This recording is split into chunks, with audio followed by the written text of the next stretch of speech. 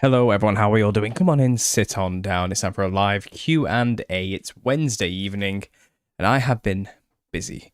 The book is finished in terms of first draft writing. There's about 100,000 words, something like this. I haven't actually done a full count because I have a lot of separate pages going on.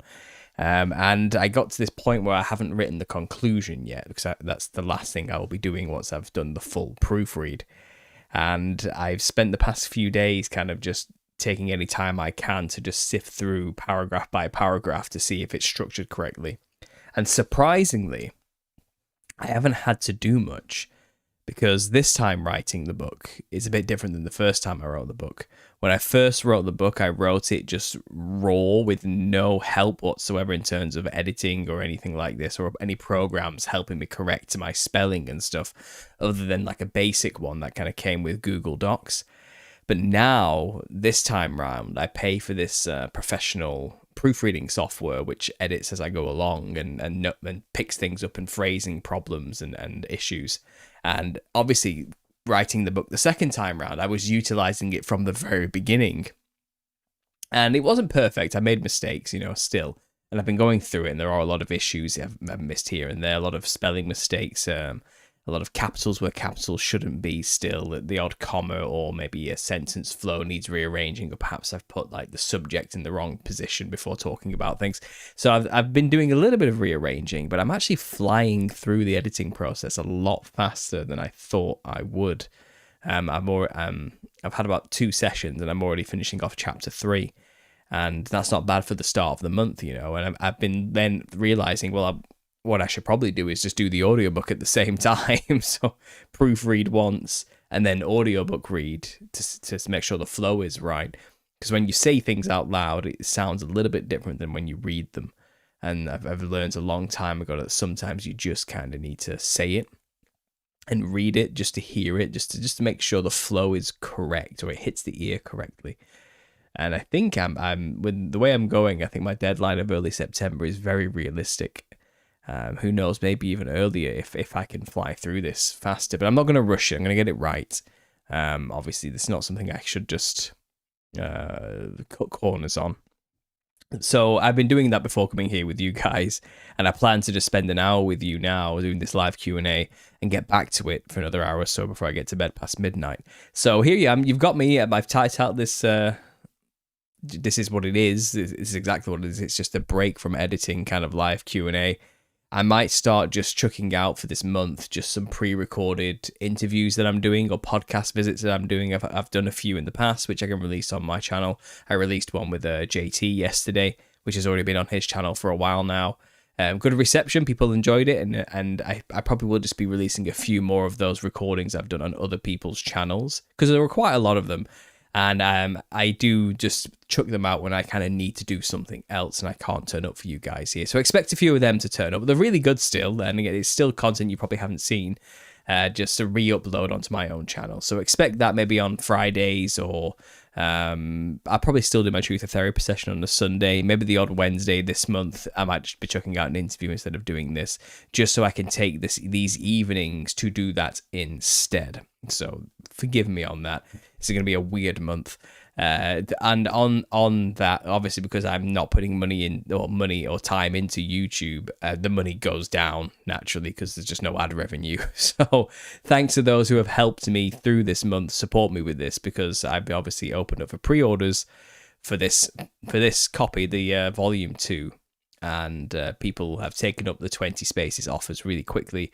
And I think I have like 4 spaces left now out of 20, which is really great. And people buying those pre-orders has helped me with this dip, because obviously while I'm not making content, I'm losing money because I'm producing a book, which is for like future money. Do you get what I mean? So it's kind of those balances and sacrifices you got to make. So thanks to all those who have already pre-ordered a signed copy of this book.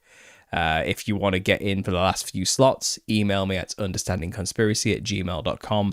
I'm keeping it at 20 because I already have like 80 to send out, so this just makes it around 100. That's kind of my philosophy behind it. And the 80 which I'll be sending out are going to be for those who donated for the GoFundMe 2 years ago. But they're going to get a special edition, 2 volumes combined into one version of the book, first before anyone else has public access to that. So that's something I'm going to be producing behind the scenes, but that's probably not going to get released for a few months to the public. But the GoFundMe people, they will get it early as soon as it's ready and good to go. So that's kind of just for them only, like a special thank you. But again, I have like 80 to send out or something stupid. I have a lot to send out, which is, I'm not complaining, because it's support. It was all done and they deserve it because they believed in this work. And without them, this book wouldn't be here. So it's the thank you for them. It's going to just be a tedious, wrist-breaking process, writing a message in over 100 books and signing them and packaging them and all. Because it's just me. There's just me. No one's helping me. I don't have a team to do any of this. So that's going to be a busy couple of months for me, I can tell you that much. But I'm here now. I'm with you guys. Prometheus Lens is here. Doc Brown, he says, I'm posting yours in 2 weeks. That's good to hear, man. Thank you. I won't post it on my channel before you do. I'll probably post it a week or two after you do yours, obviously. But yeah, that was a good talk too. I enjoyed it. So yeah, I've got a few. I was on the Guys Ninja podcast. He released his, so I'll probably release that in the week, maybe on Friday. So I can take the Fridays to do other things. So maybe, I don't know, I like to do a sit down on a Friday and just have my own talk, just get things off my mind. The random ruminations, as I like to call them. So I'll probably still do that on Friday if I get a chance, to be honest. But maybe on Sunday, instead of a podcast, I'll release that previous visit, or maybe the next Wednesday I'll release it instead.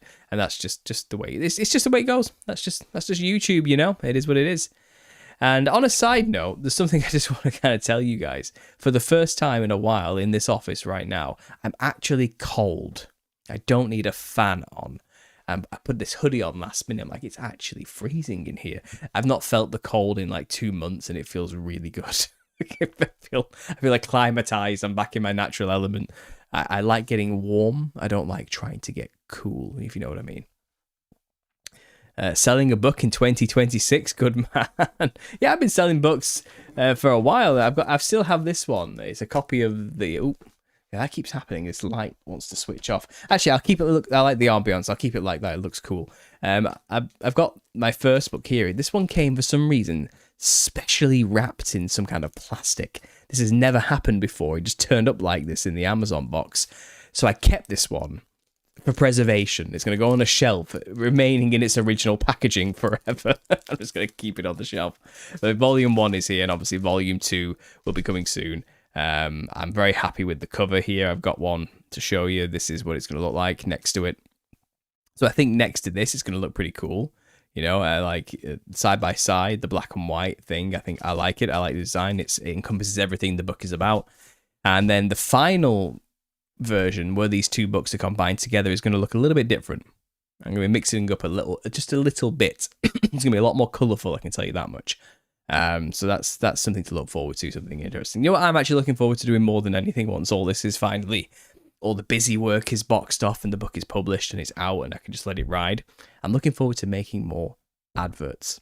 I love making adverts for these books, and I've got so many ideas just flowing around of what to talk about and how to do this. I just want to get it done. I really do. I want to start making more adverts and just add some more humor into the process for everybody. So I'm looking forward to that. If anyone wants to pitch any ideas for me of what kind of advert they'd like me to do, the theming of the advert, let me know. And I do not know why my lights are suddenly broken. It's plugged in, it's good to go. Sorry if that keeps happening. It's a bit dim without them, isn't it? But yeah, guys, let's see the chat. Let's see how you're doing. Any questions, get them in. Let's just chill. There's a video I might want to watch you guys in a little bit. Apparently, France is losing all the Muslim migrants, and I want to watch the video. I'll watch it live with you for a bit of fun, and I'll do some commentary live in a little bit. But let's just catch up with the guys, see what's going on. Wendy, thanks for being here. I appreciate it. Amelia, insightful sojourner. We have Scoo Trust. Thoughts on Wyatt Coates. I have no thoughts on somebody I've never heard of before, so there we go. Rejoice Artworks, good to see you, Elizabeth. Thanks for being here. Hi, UC. Just wondering, have you ever come across Dr. Ammon Hillman, Lady Babylon, a long time ago? I think he was doing the rounds, wasn't he, like a year ago or so? I never met the guy, never spoke to him, but I think he is completely and totally full of shit, personally. I don't think Jesus Christ is some kind of oil or anything to do with some kind of gnat or fly, as he likes to talk about, and all these type of things. I just disagree with his premises 100%. And no offense to the guy. I mean, I'm just calling it as I see it. I'm sure many people have made this observation before. He creeps me out. He's got like a crazy eye thing going on. He just looks extremely untrustworthy, and creepy. Like, that's the honest truth. I'm not trying to be mean. There's just something about his demeanor, everything about him, the way he carries himself, the things he talks about, the blasphemy that he spreads. All of it just implies to me, and I'm going to sound like Brian here, aren't I, from Demon Erasers? He's got demons, bro. He's demon possessed. I'm just going to say it. I don't know if any of that's true, but I just don't agree with his work. I don't. Not even a little bit. He's got his shtick. I think he's wrong. Sorry I've been MIA, says Elizabeth Joyce. Sorry, the chat jumped away while I was reading that. I apologise. Just finished a painting. Oh, fantastic. You'll have to share that with me. Yeah, I'll check it out. Is it on your Telegram? Have you shared it on your Telegram yet, Elizabeth? Because I know I do follow you on there. I know you're occasionally posting whenever something gets updated. I know you've also written a book as well, which is great. And yeah, share that with me. Get it all compiled, get it all done, and I can promote it for you for free on this platform. let me know when all that's good to get public, and I'll help you out, Elizabeth.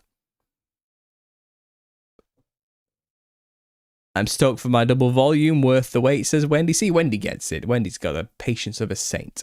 And most people have. I think only one or two people have been like, where's my book? It's been 2 years. I donated 3 years ago and I still haven't got my book.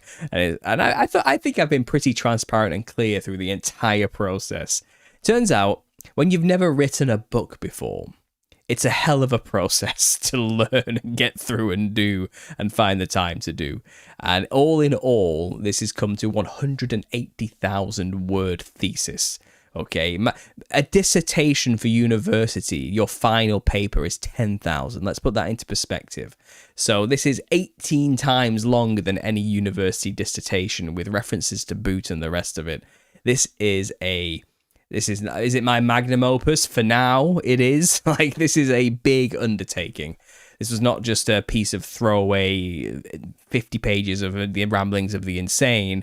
This is me bringing something to the table with evidence to boot and links you can follow and sources and books you can read, and to say where I'm finding this information and how I think this is the case based on the research of other people and my own fresh research and observations as well. It's an anthropological study. I'm delving into fields where I'm not a professional, I'm an amateur at best, but at the same time I'm also presenting information which goes contrary to the mainstream views. And if you're going to do that, then the onus of evidence is on me, is it not? So I have to bring it, you know? So it took 3 years, but just a bit over. I published the first book in July 2 years ago, so it's August now. So yeah, we're just over 3 years now, but it's about to be published in September and finalized and finished by this year. So I think that's pretty good going for my first book series. And here's to more in the future. But next time I write a book, I'm not going to tell anyone about it or announce it, because the stress and the pressure that has put on me over the past 3 years to get this thing done, looming over me like a dark cloud wherever I go, has been just unbearable in many ways, and a motivator in many other ways as well. It's an unbearable motivator. That's a good way to describe it, but I feel like in the future, if I'm writing a book, I'm not telling anybody. I'm not going to tell anybody what I'm writing whatsoever. I'm just going to drop it. And everyone's going to be like, whoa, did not see that coming. I don't know if I'm going to write my memoirs anytime soon. I'm a bit young for that. But I think there'll be a good book about conspiracy culture somewhere in the works. I think I could write a good fun read on what it is to be a conspiracy theorist in the 21st century. I think that could be a fun one. Something a bit more open to a wider audience, to like a love letter to the normal population of, come and listen to us, we're not that crazy, here's why. You know, I think I could write that book. We'll see. Just curious on your take. Do you think the Earth is particularly evil because the evil knows they'll only get this one life?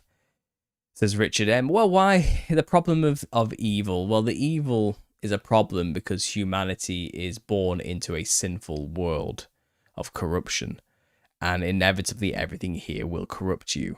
And it's just the nature of sin, and we all fall short, of course. I think children, perhaps there may be a short period of time before the sin seeps in, but it does not take long before a child starts to lie and steal and cheat and the rest of it. It does not take long. As somebody who has two children, they pick up very quickly how this world works, and they do very quickly utilize their resources to get ahead. They just are built that way. We're built this way. So I think it's the nature of man to learn how to handle their own shadow. I think Jung had some points to his insane ramblings about archetypes and everything's just a symbol, But within that, there was some deep insights into the idea that we don't all have this capacity for evil within us. It's there, whether we choose to accept it or not, or want to deny its existence and pretend we're all perfect and goody-goody.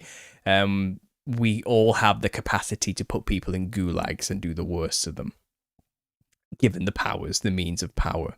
And that's the problem. Power will not corrupt you. It will just bring out the corruption that was already in you. And you have now just been given the means to exercise it in a way that avoids accountability. That's what power really is, isn't it? And I think when people get it, they abuse it, they use it, and they become monsters every time because they already are a monster. And it tends to be, I feel like, even the Christian journey in many ways is that acceptance. The first thing you have to do is accept you are a sinner. It's kind of the first step to being saved and to be born again, to say, I am a sinner. I have sinned.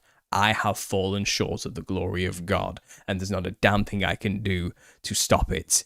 I can't correct this problem and everything that's been done. This world has got to me, it's corrupted me, and I am corrupt because of it, and I am not worthy of salvation or to be close to the Father as a result. In that kind of sense, like in this state I am, and rightfully so. God cannot be near such unrighteousness in that respect. It's just not, he cannot allow this into his realm. And you kind of get that. You understand that on a deep level. And I'm not saying God hasn't got compassion and he's not sent a way for us to get back to him. And of course he has through his son Jesus, which is wonderful. But to get to any of that stuff, you kind of have to accept first that you are a sinner. And I think that's a problem a lot of people who get the means of power have not contended with. Usually you find despots and dictators and murderers and people who go out and kill people on sprees, or they have this mentality that they are the arbiter of what is right or wrong. Their view is the righteous view, and everybody else has a problem. That tends to be what happens here, and they justify through their own ideology the slaughter or genocide of millions because they had the wrong ideas and I have the right idea. And if everyone would just go along with my idea, then the world would be a better place. So they have these good intentions, and they do consider themselves to be sinless and flawless to a fault, and they have been given over to their own delusions, basically, to their own nonsense, their reprobate mind. And God explains that that's what he'll do to those who reject him in their hearts. Just give them over to it, let them be what they're going to be, and see the conclusions. All things working for good, it inevitably leads to mass conversions and rebellions against that, and systems put in place to prevent these things happening again in the long run. So God has a plan, but people who tend to get those means and abuse that power and exert evil over everybody, they're usually idiots who have never had a moment of self-reflection in their entire life and usually live for the now, for hedonism for themselves, or are ideologically possessed to the point where they believe they are saints and gods and the arbiters of all that is holy and good in the world. And that's a dangerous mix, isn't it? So I think realistically, we as people who are born with this capacity to perform evil, those who do the work to acknowledge the sin or the evil within, and then to utilize it for good as God would do, and to realize this is something I need to not suppress, but tame in a sense. And I think it's that idea of it's best to be a warrior in a garden than a gardener in a war. And I feel like somebody who has discipline and has gone through this process of self-actualization to understand one's own capacity for evil and to utilize it for something towards something productive as a protector warrior class of Christianity or something like this, in a way that's a healthy means to use that murderous evil aspect we all have within us for something good and productive as a defender of the righteous, and that is not going out there murdering people, but defending those who would otherwise be murdered by evil. And that, in a way, is where we want, how we can best utilize that capacity within us for evil for something good. And I think Christians do that work, and I think that is a part of it. And it's that part of the first acceptance that we're evil, that we need to control it, that we can't suppress it. Suppression of it will just make it overflow and cause it bigger problems. And then, of course, understanding this and having to live in the world where you may be forced to defend yourself in many ways. I think the forgiveness and the good news of Jesus Christ covering our sins with his blood in the eyes of God and making us spotless before him is good news, because God knows how difficult and corrupt and fallen this world is to be righteous and sinless enough. No one could do it but Jesus, and he knows that. So it's that's one ramble I can have about the evil nature of humanity. I think the earth is particularly evil because evil knows they only get this one life? Not necessarily, no. I think it's just an issue of humanity, unfortunately, and a problem of only living so long. We only live for, if we're lucky, 70 to 80 years. Some people more. There's always outliers. We're talking in averages here. And we're living longer than ever, I guess they say, according to mainstream science, if you believe that, with advancements in medical technology and so forth. But that's not long enough to really become that wise. And that's the issue with humanity. People will forever keep repeating the same mistakes, and many will never truly learn about the problem of sin, evil, and how to balance that. And a lot of people will live and die causing more suffering than they did good in this world due to their ignorance on the situation. And that's just kind of times that by millions and billions, because that's how many people are supposedly here on the earth. And that just causes pain and suffering because of this issue of evil. And only not that many people have done the work to tame it. And I think that's when, let's say, there was a mass conversion to Christianity all over the earth, I think it would bring a slice of heaven to earth and that peace on the earth, because what we would have then is a bunch of murderous warriors who have all become gardeners, and are tending to the earth and growing something, but they have that capacity for lethality, but they keep their swords sheathed. Do you get what I'm saying? Most people aren't like that. Most people are barbarians. That's the issue. That is the true issue of the problem of evil in the world. And I think the people at the top, they have accepted evil, but they have chosen to roll with it as their weapon, as the modus operandi, as the vehicle that will get them through life. As in, well, yes, I'm a warrior. I have the capacity for bloodshed, and I'm going to go with it. And I'm not going to keep my sword sheathed, and I'm going to rule this earth, and anyone who gets my way I will kill. I think some people have gone that way too. So why would we, if you have the capacity for both? That's the issue, and Satan works with those people. So the adversary is in the business of finding the people who are willing to keep their swords unsheathed and use it and fight for him on his behalf. And he's done a good job at recruiting those people, and that's why we have this evil problem. I don't think they care that there's nothing else after this for them. Maybe most of them don't even believe it or know that. Many of them may be working in complete ignorance and not even believe in a spiritual reality. Very few might understand that there's malevolent spiritual forces at play and agendas, and they are the spearhead of that agenda. But some of them might like it, and they hate God just as much as the devil and the rebellious angels, and they basically said, I want to be on your side. While I'm here, give me everything you can possibly give me to make this life the best it can be, and to hell with hell, and to hell with heaven. They don't care. I think some people are like that. And they don't need a demon to make them like that either, because humanity already has the capacity for evil. They already have it in them. A brutal capacity. In fact, I think humans can sometimes even make demons blush with what they're capable of. I really do. Like, I'm not looking to scapegoat humanity's own bad actions to the demons. I'm not saying the demons help, but we have to look in the mirror. I think that's another aspect.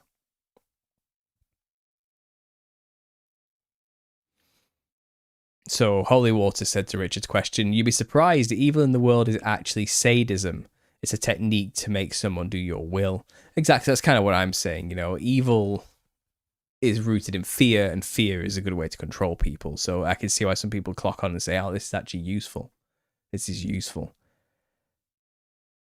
God bless you, Paul. Thanks for your research. Your first book is amazing. Bought multiple copies to gift to family, says Veronica. Well, thank you, Veronica. That's nice to hear. And I like hearing that. That helps me a lot. Smoosh the like button and share, says Wendy. That's right. That's right. Sorry if I missed anyone. Paul, apologies if you've already stated in past streams, but do you have any opinions on the work of Gary Wayne? I like Gary's work. I think he did a fantastic job in the Genesis 6 conspiracy of giving the Christian contrarian viewpoint on what happened in the ancient antediluvian past to create the Nephilim, how the knowledge made it after the flood, all the nuances and details about the mixing of kinds, and all of his work about the bloodlines of the future going into the future. And I think he's done a great job, and all on the dragon worship throughout history, the sun worship, the ancient mystery wisdom cults, and how we can follow the lineages throughout. I think it's great. I think it's great, and he was a great inspiration for my own work. He was quoted a lot in the first volume, in the first half of the first volume, because his work was a huge reference point for me. And he did help me with my book as well. He gave me a bit of advice at the beginning when I was telling him I'm writing a book, I'm publishing a book, any advice. And he did give me some writing tips and advice, which I'm thankful for as well. And he has a special thank you in the back of the book. So yeah, Gary's a cool guy. He's been on my channel a few times. If you just type in Gary Wayne on my channel, you will find multiple videos where we've spoken with each other. So go and check it out.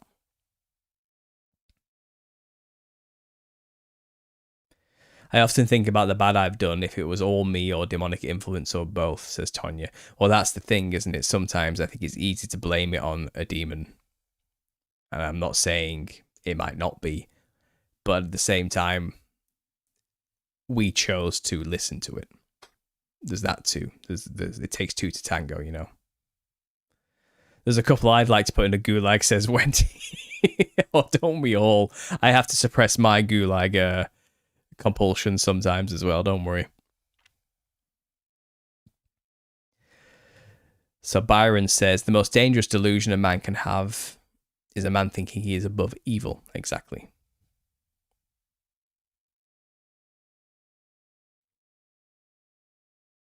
Wow, I didn't miss this, says Bear Smack. I have no idea what you're talking about. Was that a diss? Is that what's going on? What is right is for us to die. It is the sheer grace and love of God through Jesus Christ, the Son suffering in humiliation, even unto his blood spill out for us. That's right. You didn't miss what that comment can be taken a couple of ways. That's what I'm saying. I'm not sure what he means. I've had a lot of people hating on me recently. I've been getting a lot of hate comments from people. Like just snarky, underhanded, unnecessary criticism for the sake of criticism and mischaracterizations and rage bait is a good way to describe it. I've been getting a lot of that recently, probably because I'm about to publish the second book. I assume it's that, and maybe some people are pissed. Love everyone and make them your friend. Songs and dreams can remind you scripture's the same. Ah, so you're saying you didn't miss the live stream. Well, usually I just watch it sometime after, says Bear Smack. Well, there we go. It wasn't a diss, right? Sorry, Bear. I'm on edge. Like, I'm getting a lot of weird comments lately. A lot of them. Sorry, lost connection. Comment wouldn't go through. I'll try to make it, Wendy. But I've got a new job, so I'm generally sleeping early, says Christ. Well, congratulations on the new job. Good for you. We are just thieves on crosses, not asking to be let down again, but simply to come with and be where he is. That's true. Yeah. We experience yet without sinning, so he could be a high priest who understands and conquers sin on our behalf. Yes. Spiritual evil knows all too well they only get this one shot with fallen humanity before the lake of fire. Yeah, I think the demons know they have nothing to lose. All is already lost. But they've had millennia to come to terms with that. Again, human evil doesn't live long enough to really comprehend the consequences of their actions before it's too late. That's kind of our major flaw in our ability to perceive or rise above the problem of evil. And that's why it's perpetual and continues over and over and over again. We just don't live long enough to see the forest through the trees, I guess is what I'm trying to say. But demons and angels, they are completely at ease with their fate.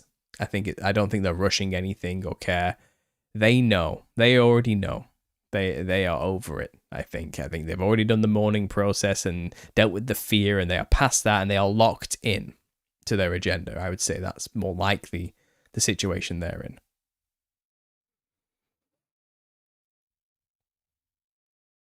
They are embracing the... Oh, sorry, the chat just jumped away from me.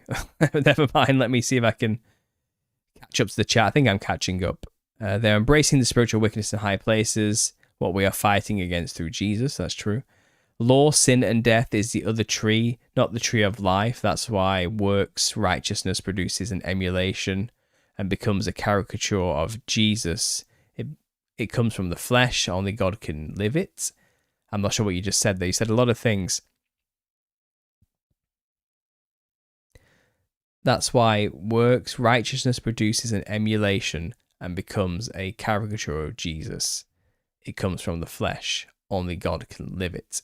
Yeah, I mean, I've never been one to preach a works-based salvation. I think there's utility in trying to be righteous, in doing everything you can not to sin. I think your life will only get better and improve the more you do that.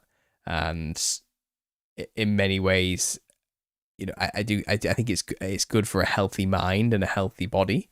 I think it can be rewarding in many ways to live a righteous life and try your best to follow all the commandments perfectly and the rest of it. But at the same time, none of that is what saved you. It's not going to save you at all.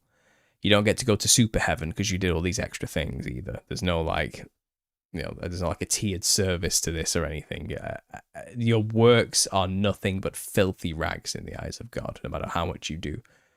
Now, there's nothing wrong with trying, though, and I think that, again, in a strictly utilitarian viewpoint, not a spiritual, theological viewpoint, it would be good for you to sin less. You'll live a longer, more prosperous, happier life, okay? Because sin leads to death and suffering quicker in the flesh. So, yeah, that's great, but don't think doing any of that in some way has made you better than any other Christian or better than anyone else on this earth. You are only saved because Jesus did the work for you. So do not boast. Do not go around acting holier than thou and thinking you're better than other people. Do not turn your nose up at the unbelievers or the believers who just don't do as much tithing as you, or go to church as often as you, or do pray as hard as you, or any of these things, or have read all these special books more than you, or know all the different languages, the Aramaic, the Hebrew, the Greek, Coptic, and more than you, or are perhaps more Orthodox than you, or more Catholic than you, or more evangelical, or more Protestant than you, or do more services than you, do more charity work than you do, and want to lord you over. And you're just not a good Christian, are you? You're not living up to the standard of Jesus. And Jesus didn't say live up to the standard of me. He said believe in me and you will be saved. It's a big difference. And don't let them do that to you. Don't let them do that to you. Don't let them steal that from you. God knows, and they will get what they deserve. Okay, don't worry about it. God knows you. He knows your heart, and that's it, really.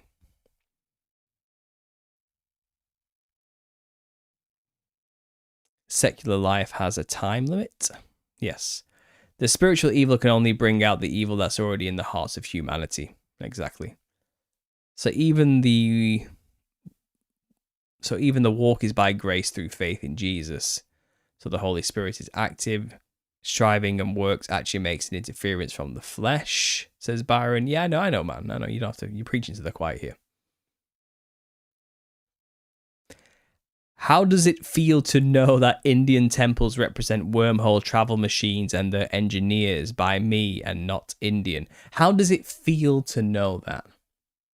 I am indifferent. There we go. Very thoughtful. I appreciate the discourse from you in the chat. It is great help to my soul to hear such introspection. Well, I'm glad you get something out of these conversations. I'm glad somebody gets something out of these. I know this is a bit of a slap together rushed one today, guys, but it is what it is. I'm just touching base. We're having fun. We're just talking. Any thoughts on the book World Conquerors? Never read it, so no.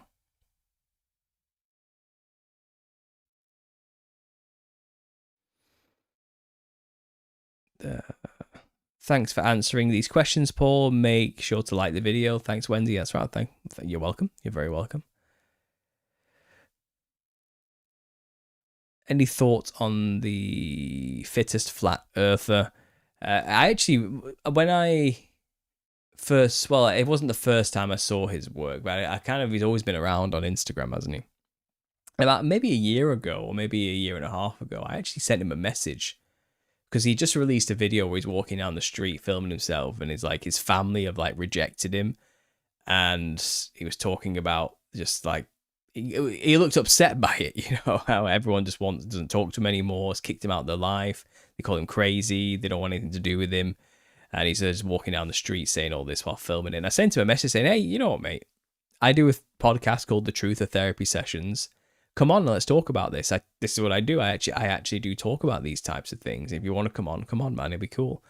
And I did an open hand to him, you know, because it was, as far as I was concerned, he's a guy in the truth world who got his own thing, you know, his own angle, and let's talk. Come, let's do it. Let's talk it out. Tell me about your experiences being a truther and your journey and what you do and how public has been reacting to you, and let's just talk about it. I'm sure the people would love to hear it, and it might be good for you, and I'd like to hear it too. He never responded. Got completely ghosted. Not one response. Maybe I was just too small for him. I don't know. I had about maybe 80,000 subscribers at the time or something. So maybe I wasn't big enough for him, or he didn't consider it, or maybe he just doesn't like me, or maybe the message was always just in hidden and never came through to him or something. I don't know. I can only speculate. But he never responded to me on that one and never took me up on the offer. And since then, you know, I've kind of watched him and he's just been doing his own thing for ages, but now he seems to have turned onto the truther community, and he's now making a lot of videos about the people in the truther community being what he has always theorized, which are shape-shifting fallen angel or fallen entities who are manifesting as different characters throughout history and throughout our media. And they're all there to deceive us, and they definitely are these things who take on different forms and shapeshift slightly, but maintain the odd mark here and there. And I know everything about his work. Obviously, I've followed him for ages, and now he's just doing the same thing to the truther community. So now I'm in this position where he's done it to JT. I think has he done it to Brian? And I think he did it to what's his name? I always forget. Why am I blanking his name now? I've been on his podcast a couple of times. I did the clown presentation with him and the Little Season, tinfoil hat guy. Sam Tripoli, that's it. I think did he say Sam Tripoli is that mystic who was Queen Elizabeth II, the first, like, what's his name now? I'm blanking again. Sorry, it's late. I can't remember, but I do remember him saying all these things, you know, and his JT's Isaac Cappy, I think he's trying to say as well. And look, I know JT. I've literally talked to the guy for like 2.5 years since we started doing the Little Season stuff together. And even that was just because he invited me onto his podcast about ancient angels at the time, you know, doing an ancient aliens kind of spin on his podcast, but it's ancient angels. And I did the Nephilim Look Like Clowns talk with him.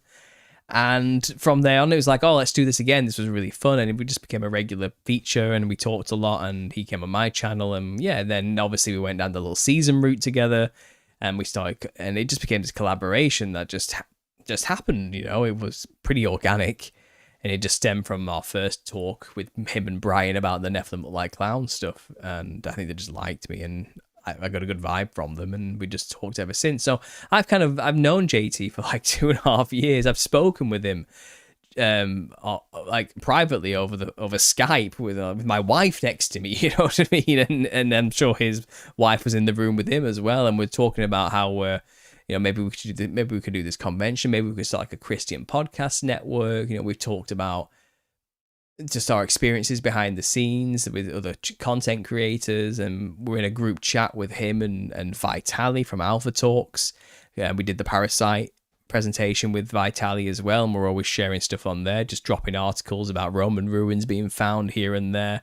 And he is in no way, shape or form ever given me any indication he is a fallen angel pretending to be a human to deceive me. He just literally seems like a guy who really wanted a career in social media, in the truther world, and he's a Christian, and he was just didn't want to work construction anymore, so he put everything he could into it, and he succeeded. He's done really well for himself, and he's got great production quality, all off his own back. You know, he made this documentary, Ancient Angels, with Brian, and that gave him like a bit of a leg into the Christian community, and he's just kind of been plowing away ever since, doing what content creators do and just talk to people, interview people, cover the news and offer his perspective. And I just don't understand why the Fittest Flat Earther guy is doing this. I just don't get it. Maybe did they have some kind of beef I don't know about? Maybe I missed the drama because I don't follow this kind of thing, but did he get called out by JT and Brian on a podcast? Is that what happened? And then he took that personally, so he went after, or is it just guilt by association because he was already going after Sam Tripoli? And because Joe was on with Sam Tripoli talking about that, is that what happened? I'm guessing maybe they talked about it and now he's like, well, JT must be one of them too, or something like this. I don't know.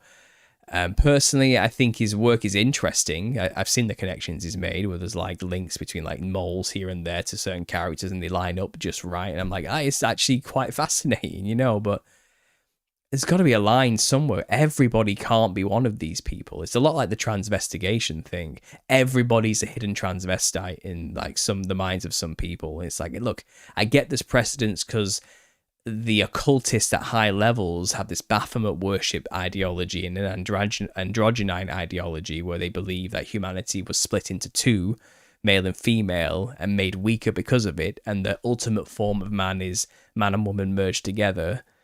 And I get that the occult idolize and venerate that image for that reason, why the Baphomet is androgynous, but that doesn't mean every single person around you who you don't like or disagrees with is suddenly a hidden transvestite, you know what I mean, or transgender in some way.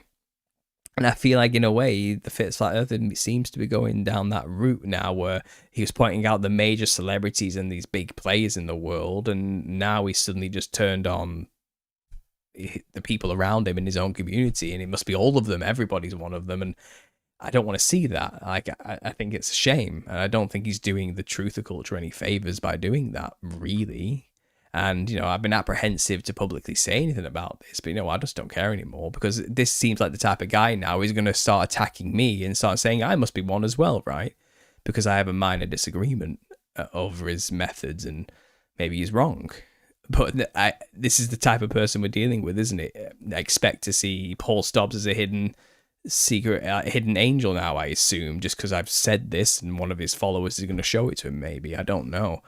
But I invited the guy ages ago on Instagram. I sent him a message saying, come on my podcast, let's talk, you know, and before he was doing all this attacking everybody around him stuff, and he never did take me up on that offer.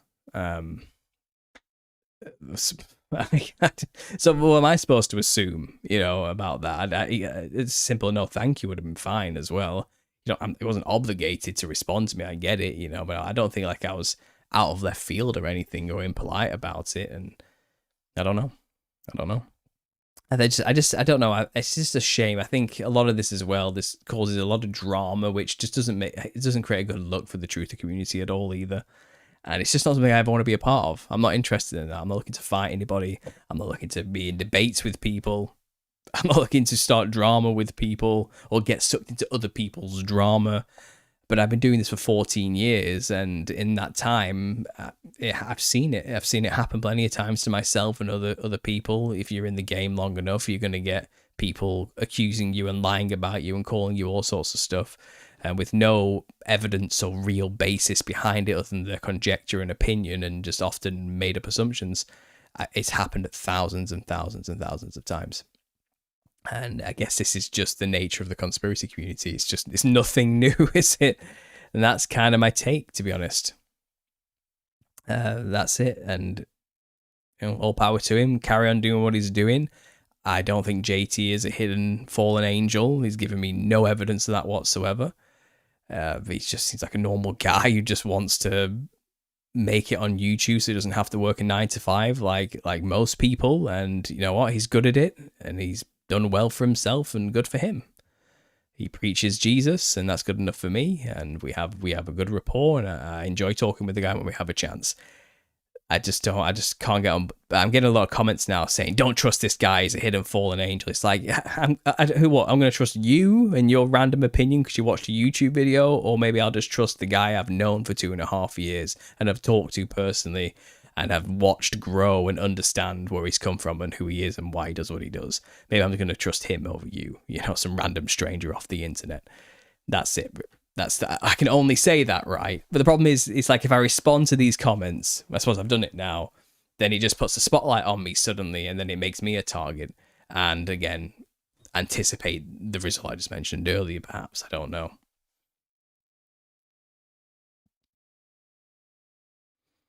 This community let this stuff roll off your back.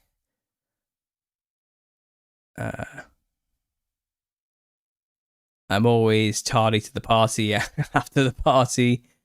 That was a weird sentence. It was, wasn't it? It's a word mostly used by rational people, I think.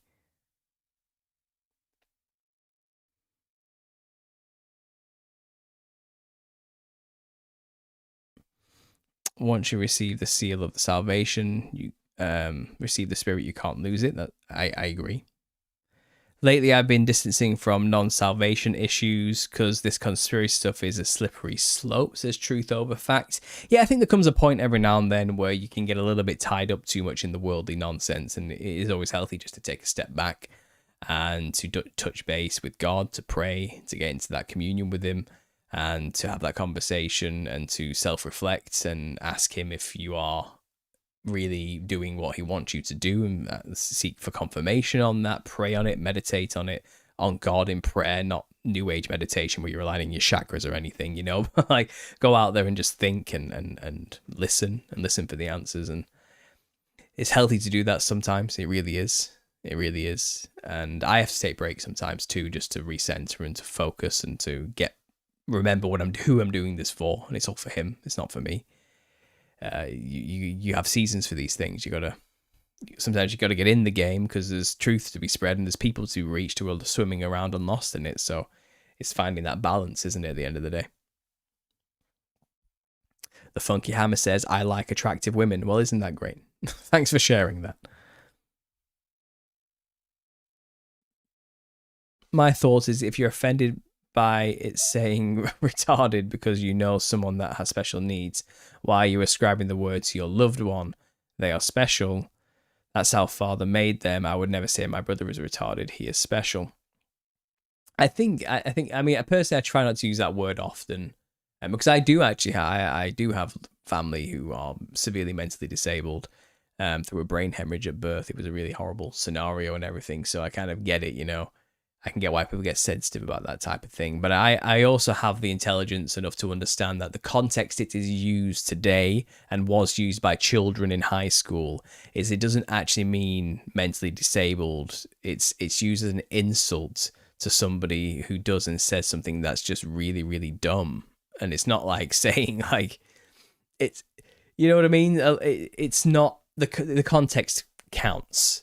you know. But if if somebody's literally like calling somebody with severe mental deficiencies that word with maliciousness, then that is obviously wrong and evil and a terrible thing to be doing, and may God have mercy on your soul, you know. But with the way it's being used today, it's used as a means to mock the ridiculousness of reality as it is in the current zeitgeist of humanity. And I get that.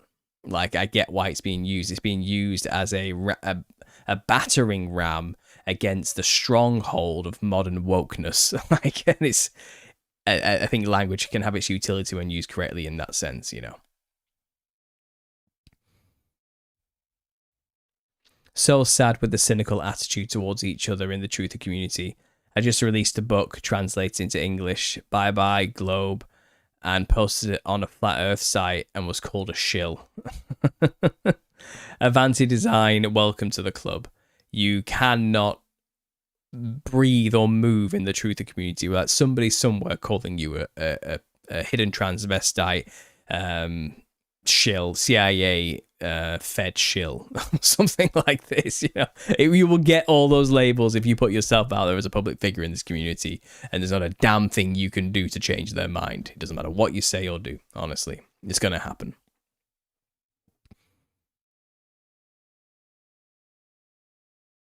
Not many people see that things work like this. Whatever is going to happen will, and the things that which are of God and His every word are living food and holy manna.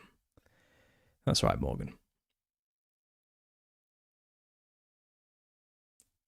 Right, let me just come down here. Did I miss any comments? Neff Hunter 007. This isn't towards you, Paul, but I'm so sick of hearing about FFE. Everyone keeps giving him shout outs and talking about him. I can't stand that guy. Thanks for sharing your opinion, Neff Hunter. I watched Moon's live, pretty intense stuff. Morgan says, I've watched every one of Tyler's videos. This is extremely simple and Occam's razor to the extreme. He does nothing wrong and says nothing wrong and is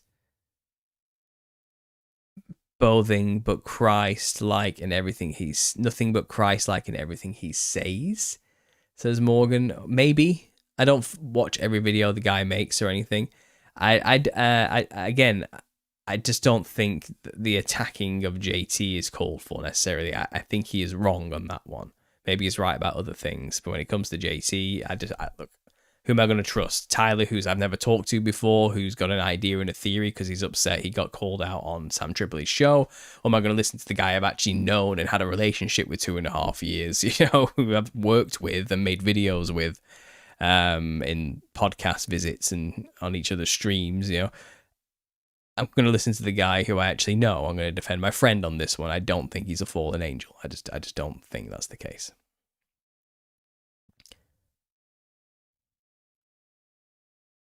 I'm doing a bit better now. Been through the ringer, says Atapai. Sometimes it's good to hear everyone's having a conversation. I won't air out everyone's conversations publicly there. They had to kick some sense into my dang head, but I'm slowly figuring it out thanks to this community. Oh, good. I'm glad we're helping with whatever that is. Sounds intense.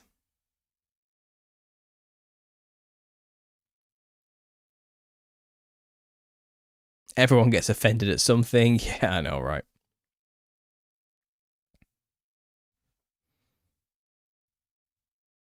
They would have no reason to come on the YouTube and attack his character. They would directly deal with the evidence he brought forth. Has a single one of them addressed any of the physical...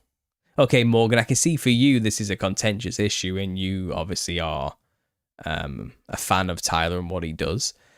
That's for you, you know, to do and say. I'm kind of indifferent to his work. I don't really follow it regularly. I follow him on Instagram. I see it every now and then, and he throw some interesting things out there, you know, but with all these type of things, there's always room to be wrong. And I feel like he talks with absolute certainty sometimes on foundations and evidence that is a little bit shaky, you know. Some people do just look alike. There's phenotypes, I mean, it does exist, and I'm not trying to like disparage everything he's ever done, but at the same time, it's like, come on, you've got to leave some room for error And it's the confidence in which he's so certain sometimes that I'm like, well, in the long run, that's not doing favors for the community or himself. A bit of humility can go a long way sometimes, is all I'm trying to say, especially in this community. But clearly for you, this is one of those things where it's like, nope, he's right. No one can tell me otherwise. But I've got to defend my friend JT. He's done nothing wrong. Maybe he hasn't addressed the evidence directly in a random off-the-cuff conversation on some other podcast. But again, I don't think his focus of his work or his life is on everything Tyler is doing. I don't. He has other things to do and think about and what he does. So I don't know. I don't know.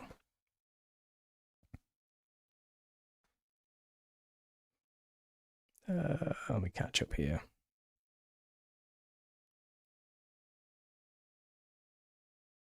Wendy says, I'm not an alien. Well, thanks for clarifying, Wendy. I was worried there for a second.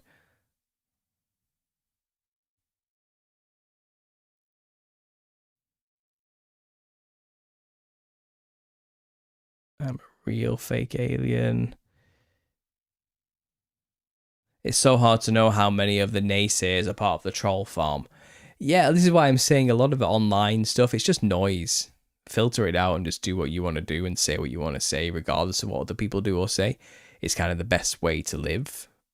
I've tried my best to be that way.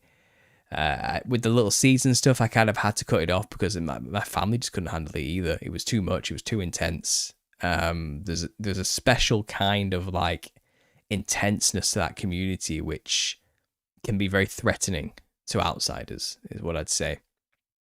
Something happened. They turned and people got a little bit, I don't know, weird about it. And for the sake of my family's sanity, I promised and agreed I would just step back and stay out of it. And I'm kind of glad I did in the long run. I realized it was, my channel is not just a little season channel, although my work still stands and it's there and I'm still into it. I'm not just that and never have been just that. And I wasn't going to throw away like 10 years worth of consistency just for one thing and focus on that one thing and only be about one thing necessarily. I like to be eclectic on here and keep it varied, and my mission's different. My mission is to reach the people in the world who are not ready for that kind of information yet, who need other stepping stones to get there first. I'm trying to be a first point of contact type of guy. I want to be a palatable first impression for the truther community type of guy. And the little season stuff is the end of the rabbit hole stuff. And even to get to that, like I've explained in many videos, you have to go through a lot of other information first to see how that could be possible and how deep the lie actually goes.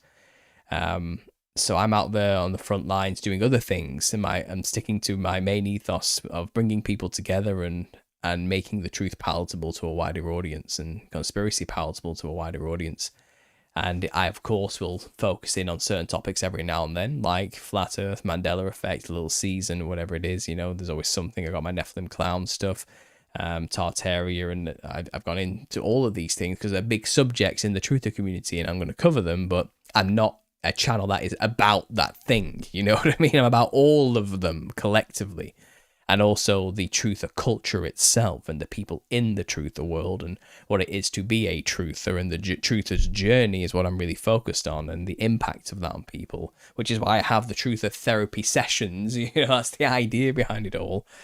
But it can tend to happen where the members who are devoutly only about that one subject, well, you're a traitor or a blasphemer or a shill or evil if you're not only going to talk about their one topic that they think you should be talking about all the time.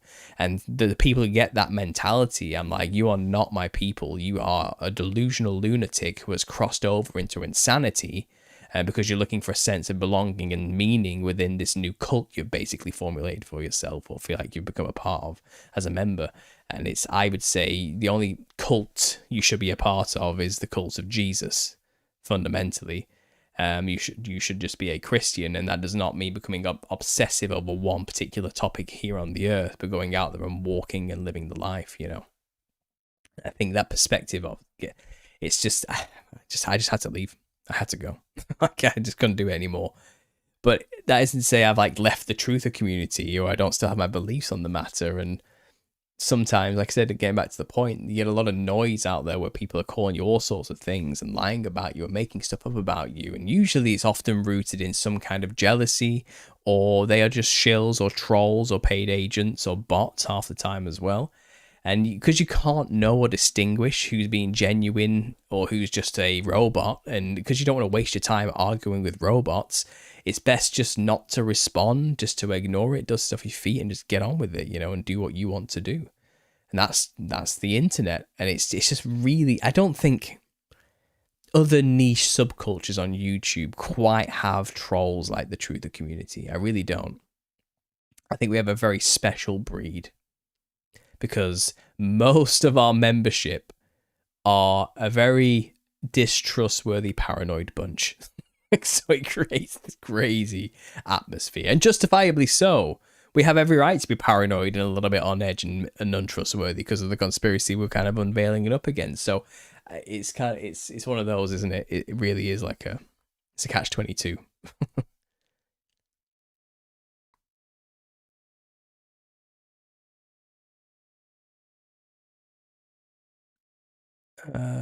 So true. I'm getting a weird echo in this room right now. I hope it's not reverberating into the mic for you guys. Let me know if it is.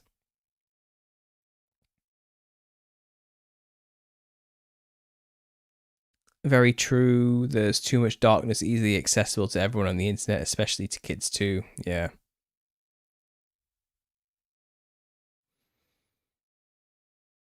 I'm just here because my grandma gave me Cool Whip.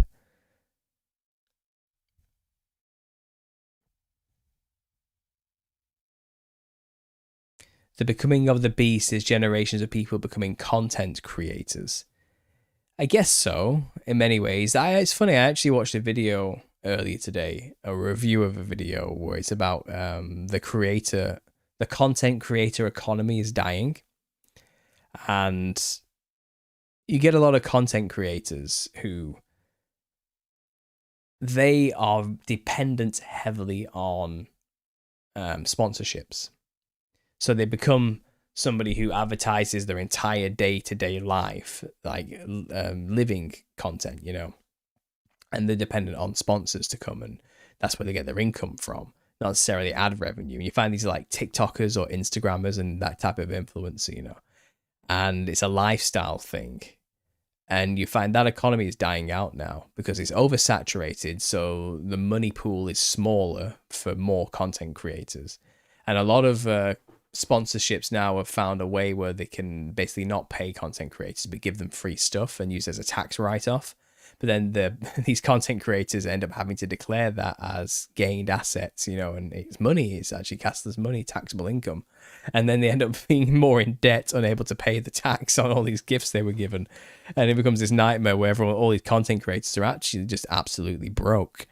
But there's only maybe 0.1% of all content creators that actually make money that they can make a living from. It's an extremely thin slice of even the bulk of content creators themselves. And a lot of them are faking it or completely broke and are falling away from it now because there's no money in it anymore. But people like me who have just been doing the same thing, making long form content continuously for 14 years, I sell books, my own book I wrote, I just sell my own product. No one sponsors me. No one's going to come to me with a 10-foot barge pole and offer me a sponsorship. But I don't rely on that for income. My ad revenue is actually the least of my incomes when it actually comes down to it. Because I'm fan supported, like Patreon. You guys who join my Patreon support me, give me a decent amount, and that because you pay for what I do. Like, you like what I do, you support me every month. That keeps me doing this. Thank you so much. You like me, buy a book. That helps me keep doing this. That feeds my family and keeps the lights on. You listen to my music on Spotify. I get $40 from that eventually if they ever choose to pay me. There's ways I get supported and do what I do that I'm not dependent on the YouTube ad revenue side of things, because that even has been going down. I can see it. It's halved in half a year already, but I'm not impacted because I'm not dependent on it, because I don't consider myself like a content creator. I'm just a guy who can't stop thinking about these things and have to get it out. And other people want to listen to me say it, and that's great. And for as long as I can be platformed here, I'll keep doing it, you know. And for as long as people want to support me and help me keep doing this full time, they will. And that's kind of my relationship here. So I don't think I've kind of been impacted by the creator economy thing collapsing, because I was never a part of that economy. This is more of a self-contained economy that I'm within, of truthers who are in this together, who support each other, and kind of, it's so niche of a community, but it's also, we're all passionate about truth. People who are genuine and maintaining this ability for us to keep reaching people and keep speaking. So we all understand the mission, and we're all in it together, you know.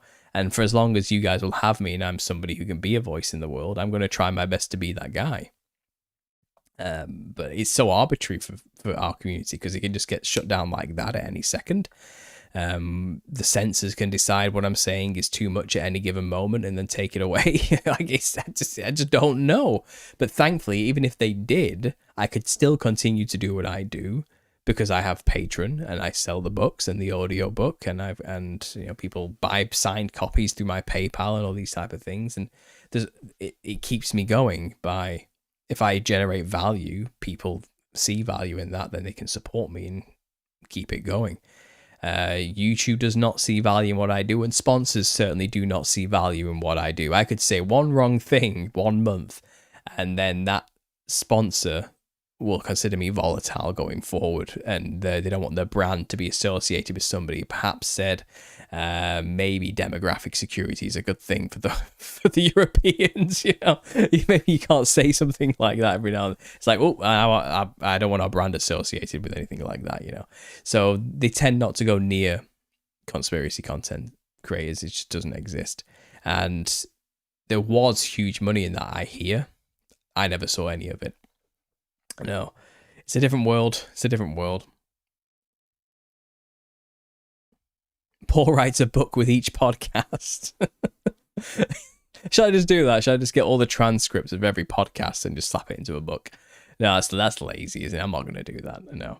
If I start writing where I just want to get my thoughts out about stuff, it'd be 100 pages of the ramblings of a madman. And I think it could be a bestseller. I think it could be. I'll give it a go one day. Can people give messages and speak the truth of God? Well, I do not know the heart's condition, going by the word and deeds, rightly discerning. Exactly. You judge people by the fruit, don't you? And I'm more selective these days with who I choose to listen to. You kind of have to be. I'm a lot more selective again about who I kind of allow on the channel anymore as well, because I'm an open person. I'm maybe I was very naive in many respects a while ago. I'm not so much these days, but I was very much come on to my channel, let's have a talk. Whoever you are, you have a channel, you say stuff. You come talk with me. Come on my Truth or Therapy sessions. Let's have a one-to-one. Oh, you're a little seasoned channel. Come on, share your perspective. I want to hear it. What have you got for me? You know. And I'd have these people come on my channel, and they would talk and share their perspective, and they'd be all like, oh, friendly and everything. Oh, I love your stuff, Paul. I love listening to you. You're a legend. All these type of things. They'd like butter me up with loads of nice words, stroke my ego. And again, I'm used to that tactic, and I know what they're doing. So I'm like, okay, that's enough. Right, settle down. Right, I'm literally nobody. I'm just a guy with a YouTube channel like you. Chill out. But either way, you know, I would let them on my channel. We'd have a good time. We'd garner friendships. We'd have repeat guests. I go on their podcast or something like this, and they become this good time.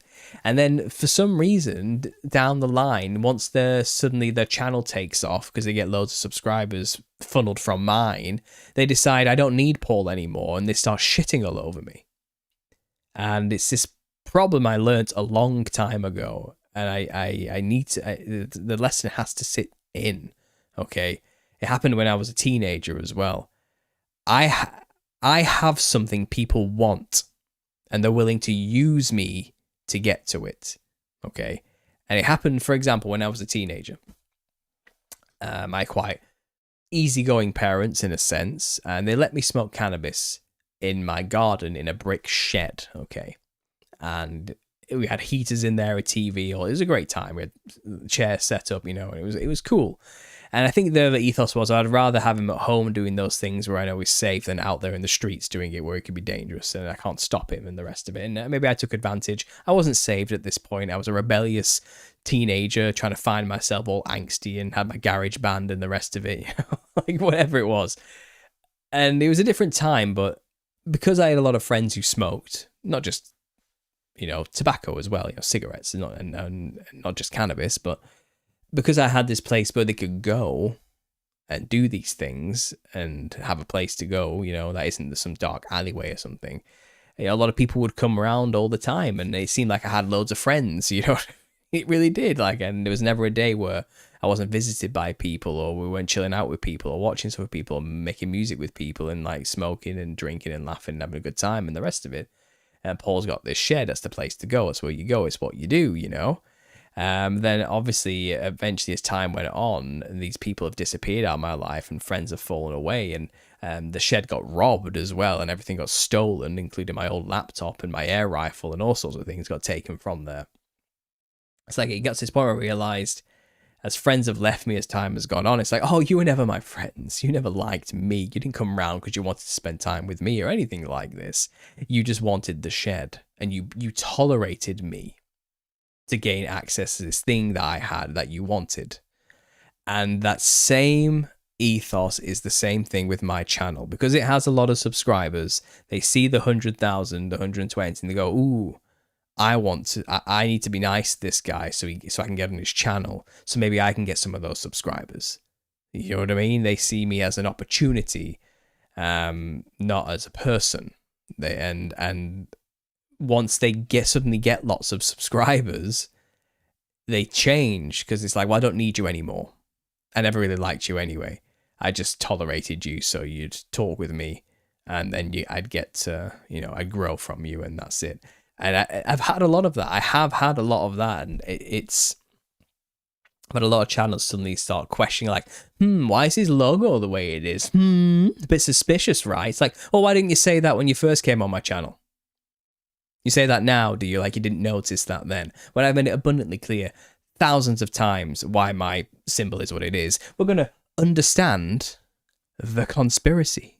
And there's a symbol representing the conspiracy you need to understand. Just like understanding creativity has a paintbrush and a pencil. Because that's what we're understanding. And if I had a channel called Understanding Sausage Rolls, you better believe there'd be a sausage roll in neon lights right here next to that word, because that's what we're doing. The symbol is referential to the thing we are decoding. It is not a veneration of or a worship of, because you judge people by the fruits, right? And all I ever do is preach Jesus Christ resurrected. All I ever do is preach Jesus and the basic gospel, and I reach people that way in every way I can. But they don't care about that. Suddenly, now that they've got themselves in a position, well, now I'm just going to attack him and try and tear him down because we don't need him anymore. And I've had that.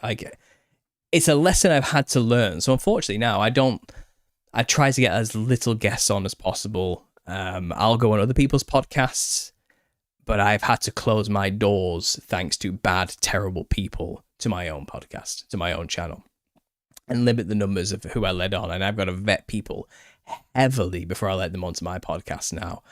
And even then, I'm always taking a gamble. I am always taking a gamble. So what I can do is get repeat guests of people I've had on in the past who have never turned on me and never let me down. You know what I mean? I already trust them because we've already done a trial run and they've proven themselves to be good people.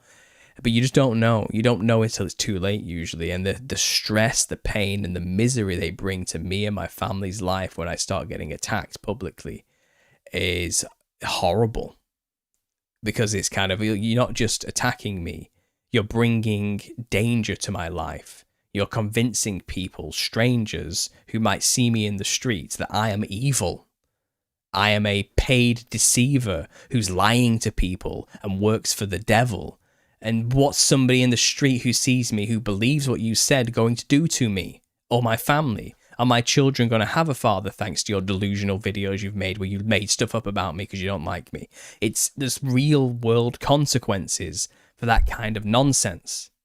This is why I'm a little bit it's a shame that Tyler's doing this to JT, Because if JT's walking down the streets and somebody who really likes Tyler and believes him sees JT, what are people going to do to him? You're actually a fallen angel deceiver. Like, what person in the wrong state of mind in that moment might feel justified in doing when you really think about it? You know, you have to be really careful with that kind of stuff. You really do. You have to be.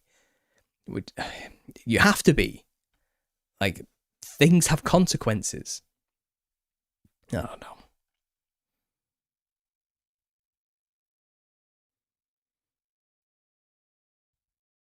Bubble and squeak. I don't know why you're saying that.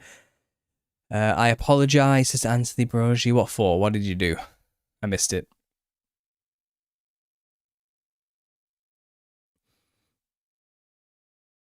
I just enjoy my semi-parsocial. I just love learning new things about our Saviour every day. There's so much wisdom in the Bible. It's amazing. Just bought your book, boss. Gonna crack into it this weekend, says Dr. Hubris. Well, thank you. I'm glad. Hope you enjoy it. Let me know. Leave me a review on Amazon. A good review. If it's a bad review, keep it to yourself. I'm not interested. Paul, how's your wife doing? I've been praying. I hope she has speedy recovery. God bless. She's just stopped her round of steroids now, so we'll see. She's 10 days in. Her face is still paralyzed on one side.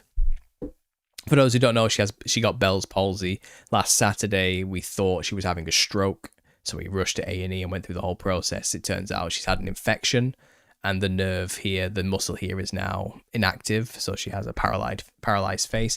She can't close her eye. We have to sellotape it shut every night with like surgical tape and everything, so the moisture doesn't dry out and get infected. She has to put this cream into it as well. Apparently it can take months for it to come back to normal, but she's taken the medication now, the steroids, to kick-start the whole process. So we're just going to have to see. We'll have to just wait and see. But she's okay otherwise, in good health otherwise. It was scary at first, though. It was a scary process. It's because you don't compromise. I can tell when you set a boundary, you enforce it. To be kind and consistent. Authority, exactly, Paul. I try. Yeah, I do. You know, like I give people a chance until they prove me or give me a reason not to give them a chance. And sadly, most of the people I've given a chance to have shown me reasons why I should just not give people a chance anymore. It's sad. But me being me, the eternal optimist, always trying to see the best in people, I'll probably make the same damn mistake again in the future, but I'm a lot more guarded these days. A lot more guarded, I am.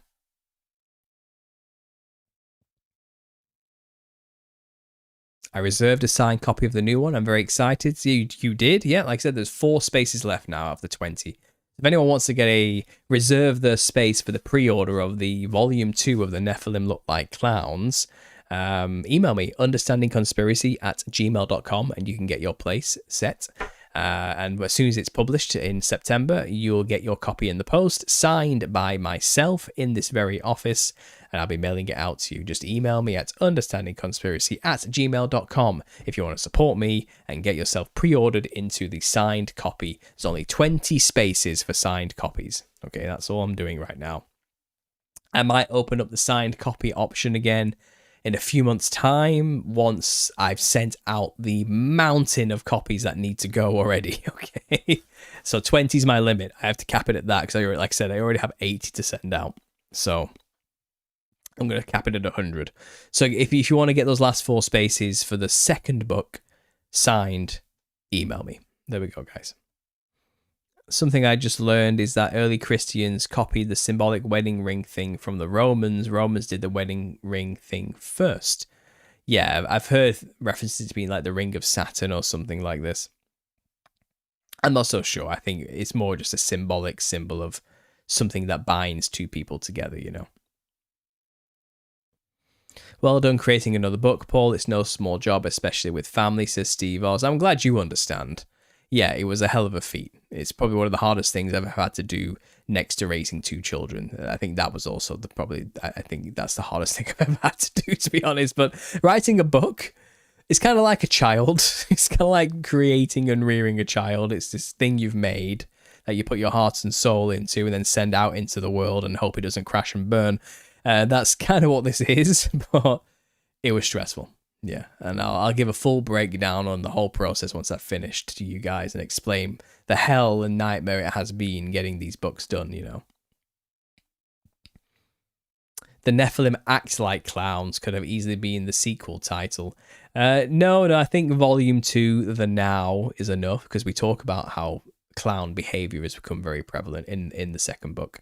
There's a lot of interesting, more up-to-date, modern, cultural, mainstream references in the second book. The first book is dry history, primarily, because it is called Volume 1, The History. It's there in the title. But the second one, The Now, covers all the fun, crazy stuff. All the cultures that have these costumes and channel demons, you know, and all the clown murderers, the science behind the fear of clowns, the 2016 clown sightings, the multicolored collective type people who wave around that colorful flag, you know. It's got all the music and the art industries and the clowns in there, and kind of how the costume is used. The more modern references more people will probably relate to are in there. And I think it's a lot more fun. The second book's are more fun, but primarily it was all going to be one book, one big long book. You know what I mean? As you can see from the picture. So I just had to stop after I wrote the first one and got to like 90,000 words. I'm like, this book is too big. I'll publish what I've got so far, and I'll keep writing and publish the next one. That's kind of how it wasn't supposed to be 2 volumes. It just turned out that way because you learn as you go, you know. There will be a combined version, but I'm going to have to go through a massive formatting system where I make the writing smaller to make the book smaller, and maybe I'll use a lighter paper to make the book a bit lighter and smaller as well. So it'll be a bit bigger than this one, hopefully, but not like a massive tome. But maybe people like that. I don't really know. It's turned into a project. It has.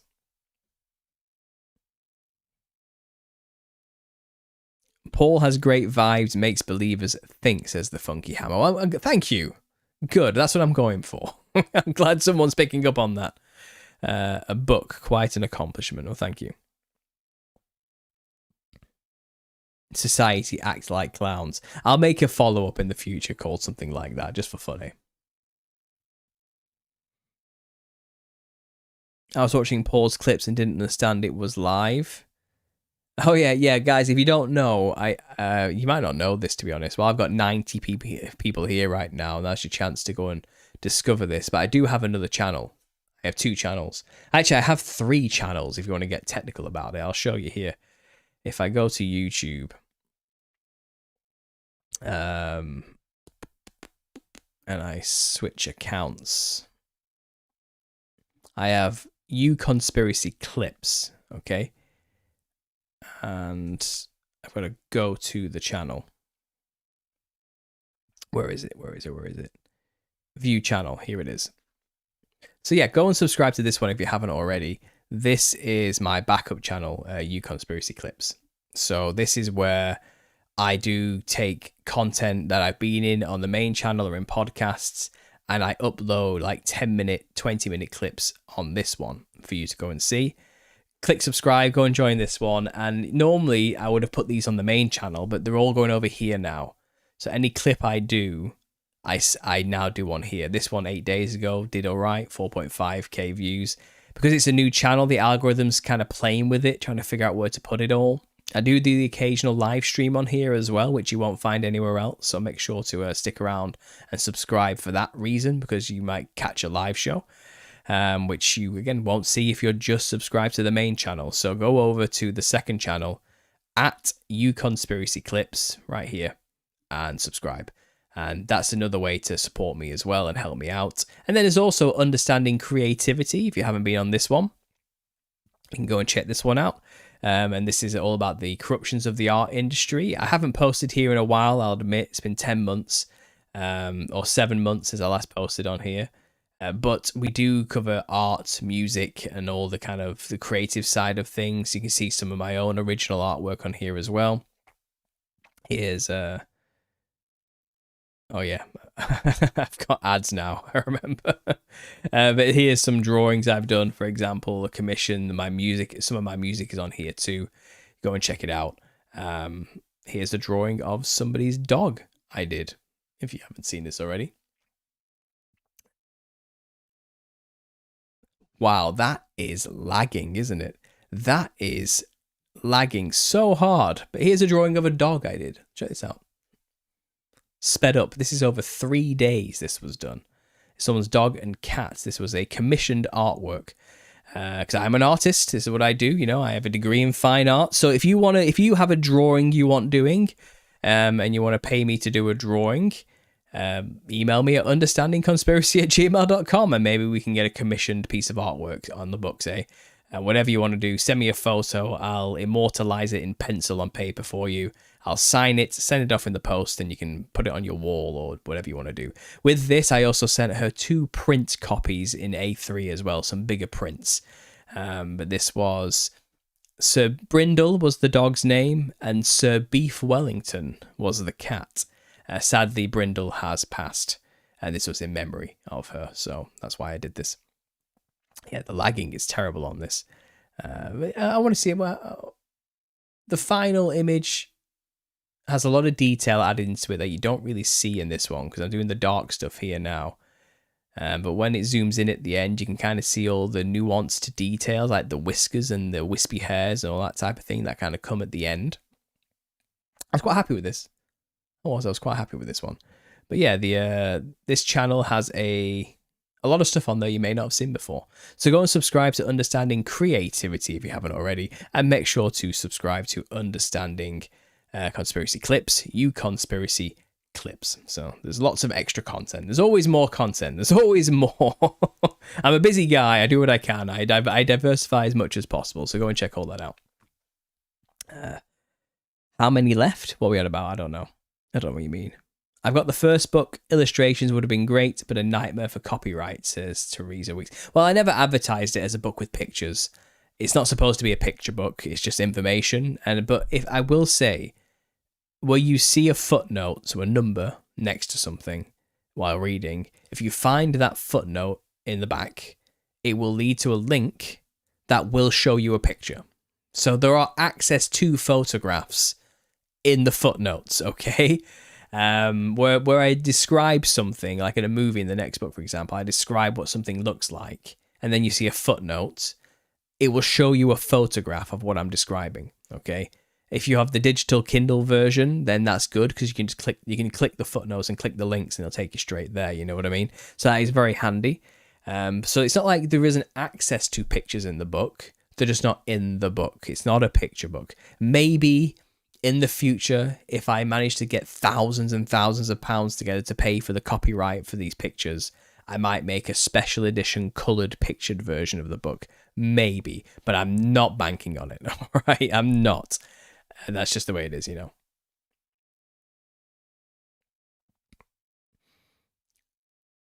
Wendy caught up with her chores, never enough. Yeah, thanks, Wendy, for posting the links to the channels. I appreciate that.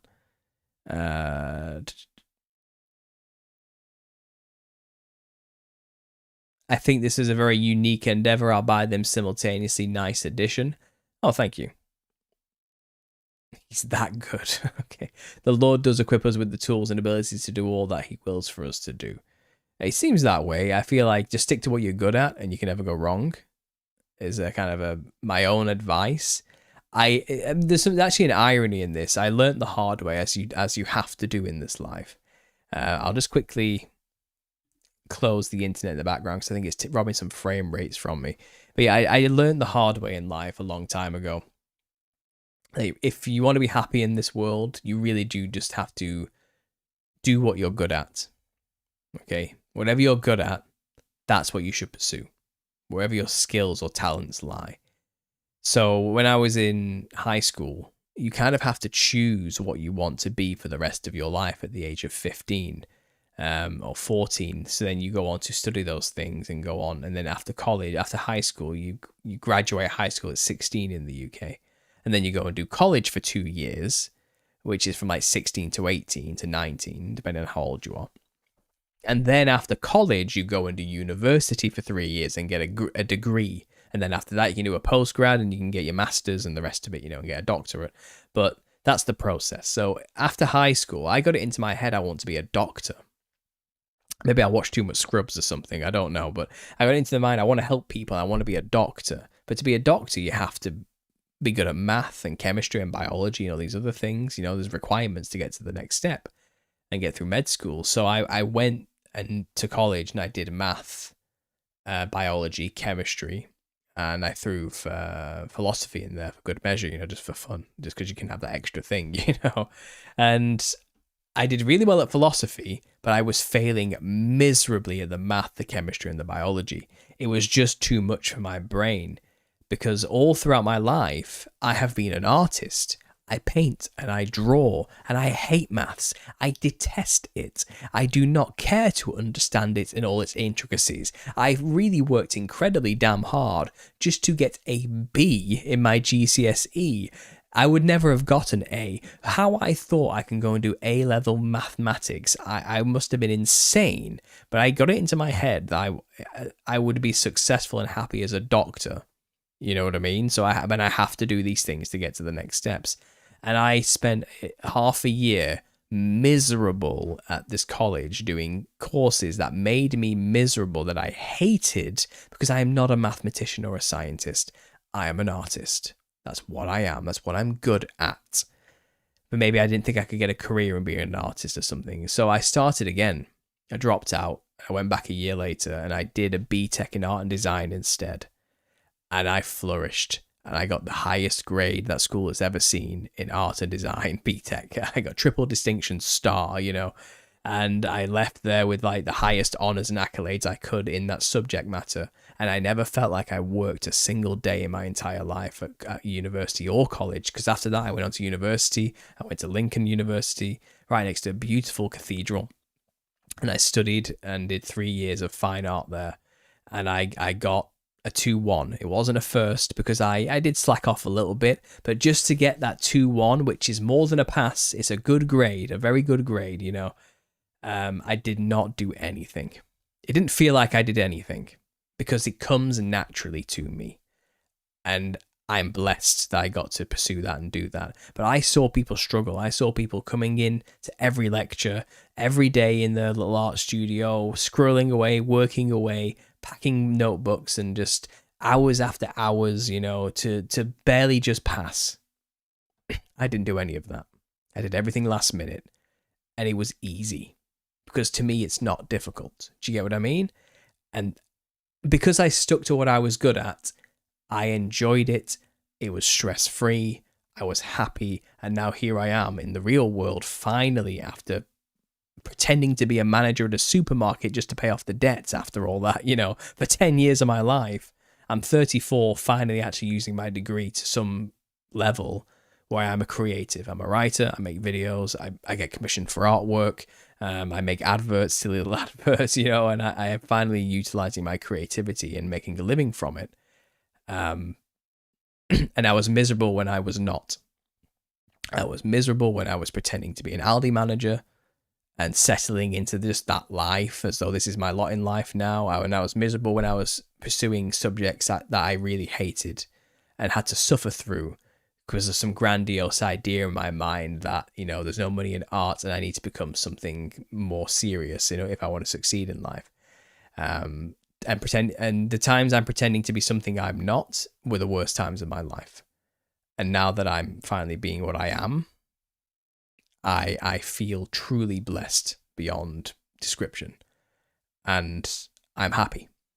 Every day I am happy with my existence finally, but only because I stopped trying to be something I'm not, and I chose to pursue what I am good at.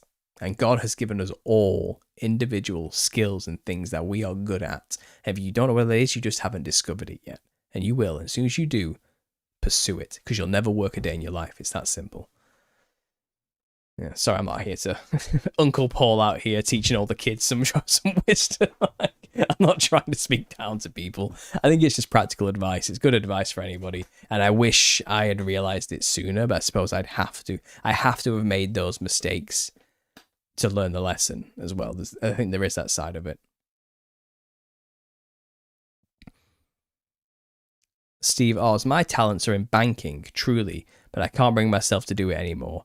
I haven't for the last decade since waking up. It's hard to know what to do now. Consequences to awakening. Well, you know what? I would rather have good, solid, strong Christian men with high moral values in the banking industry than the evil snakes and vipers that tend to get into positions of power there instead. If you're good at it, take over. I'd rather have you there, Steve, than those people.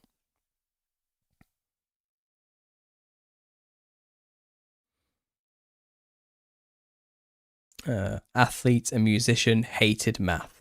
Yes, so stick to it. Just do it. If you're good at it, you will succeed as well. People who are good at in their respective fields are the ones who succeed.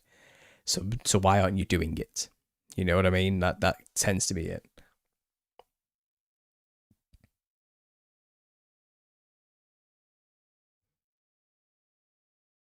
How is it I've been watching Mind Unveiled for a year? His Inner Earth video blew my mind.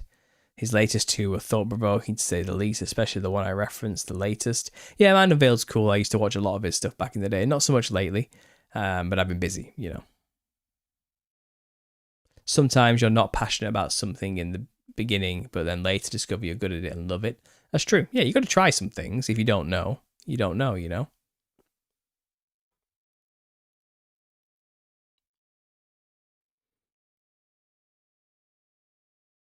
I truly don't know what I'm good at, says Tonya. It's kind of weird. Again, you got to go out there and apply yourself a bit more. If it's not something that you're good at, then what makes you happy? Like, there must be something out there that you do that doesn't feel like a chore. Try and find a way to make that the thing. And again, it's varies so much for so many people. There's so many ways of doing this. We are a family, not a cult. Lol. People will call us a cult from the outside, maybe.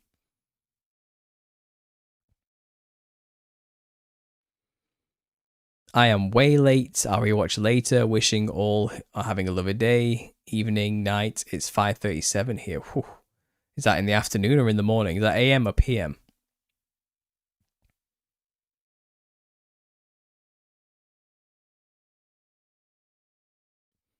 Paul leads well, though. He's a good follower of Christ. Oh, well, thank you.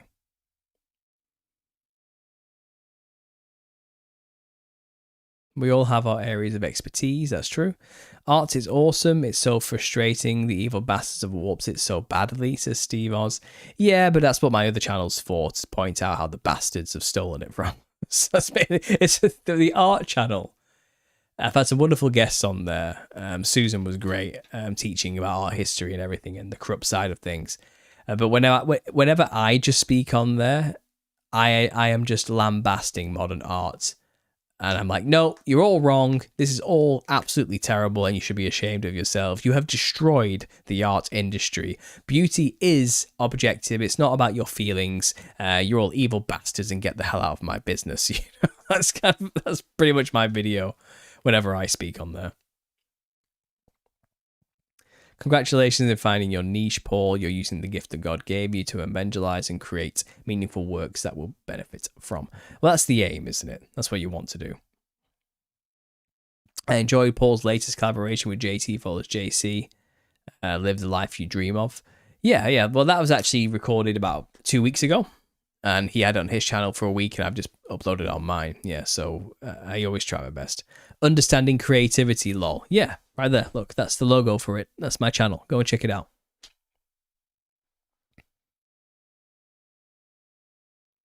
As a toddler, Bill Gates would annihilate entire populations of ants just with his magnifying glass and creepy giggle. Is that true? I can believe it if that's the case. Right, guys, I'm going for 1 hour 40. I want to close this one out with maybe something depressing. I don't know if it is or it isn't, but there was a video that was shared in my Telegram, and I haven't watched it yet. So this is going to be a blind react with you guys. If I can get this to stream without complete and totally destroying everything, because bandwidth may get used up here. So give me a minute. Let me see if I can get this going. I'll put it on low quality or something. And see if I can get it to play through. Yeah, maybe it can actually play through Telegram, and that might save a little bit more bandwidth, though. You never know with this type of thing. Let's play this.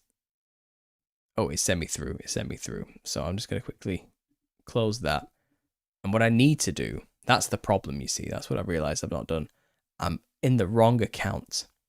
So I'm getting adverts that I should not be getting because I pay for Google Premium. It comes with the job. It's a business expense. So I don't need to be listening to that crap. Let's just take the quality level away from 1080 Premium. And we'll just do a cool 720, okay? That should help with the streaming quality a lot. Okay, let's pull it up. So I have no idea who this is. Dr. Steve Turley. Okay, this is clearly, he's got millions of subscribers. So this is a big deal. I don't know. Never heard this guy before. I am blind reacting here, okay? I've got the video lined up. I'm hoping it doesn't lag too much, all right? But apparently, there's been a mass exodus of Muslims from France recently that I don't know anything about, and I'm not sure. I'm not sure if this is even true, but I want to listen. I just want to listen to this and see what it has to say. Okay, we'll just see. Let's put the volume on. Let me just plug this in so it doesn't. There we go. It could never happen. They told us that once a culture takes root, it never leaves. They told us that mass migration into Europe was permanent, irreversible, a one-way ratchet toward total demographic transformation. Turns out they were wrong. Something extraordinary is happening all across the nation of France, and almost nobody in the legacy media wants to talk about it.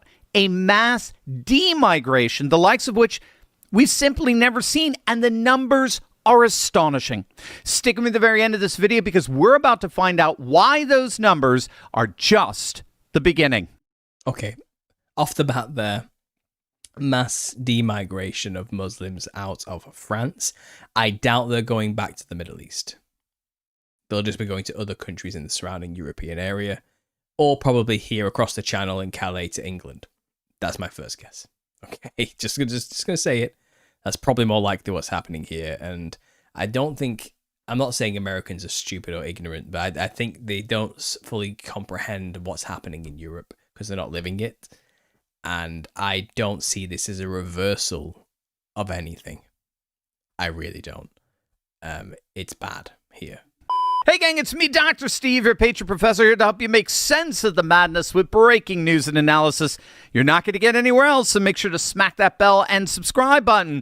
The presence of Islam in the nation of France has been growing for decades. Estimates place France's Muslim population at roughly 6 to 7 million people, or about 9 to 10% of the country's total population of roughly 68 million, making it the largest Muslim population in Western Europe. But according to a recently published study, that population growth isn't just coming to an end, it's beginning to actually reverse. For 3 years, Olivier Estevez, Alice Picard, and Julien Taupin investigated the increasing number of reports that Muslims across the country were indeed leaving France. And the numbers making the exodus were astonishing. They were simply beyond belief. According to the authors of the study, while they were able to verify... No, I'm stopping this because I don't want to get too many copyright strikes, I assume.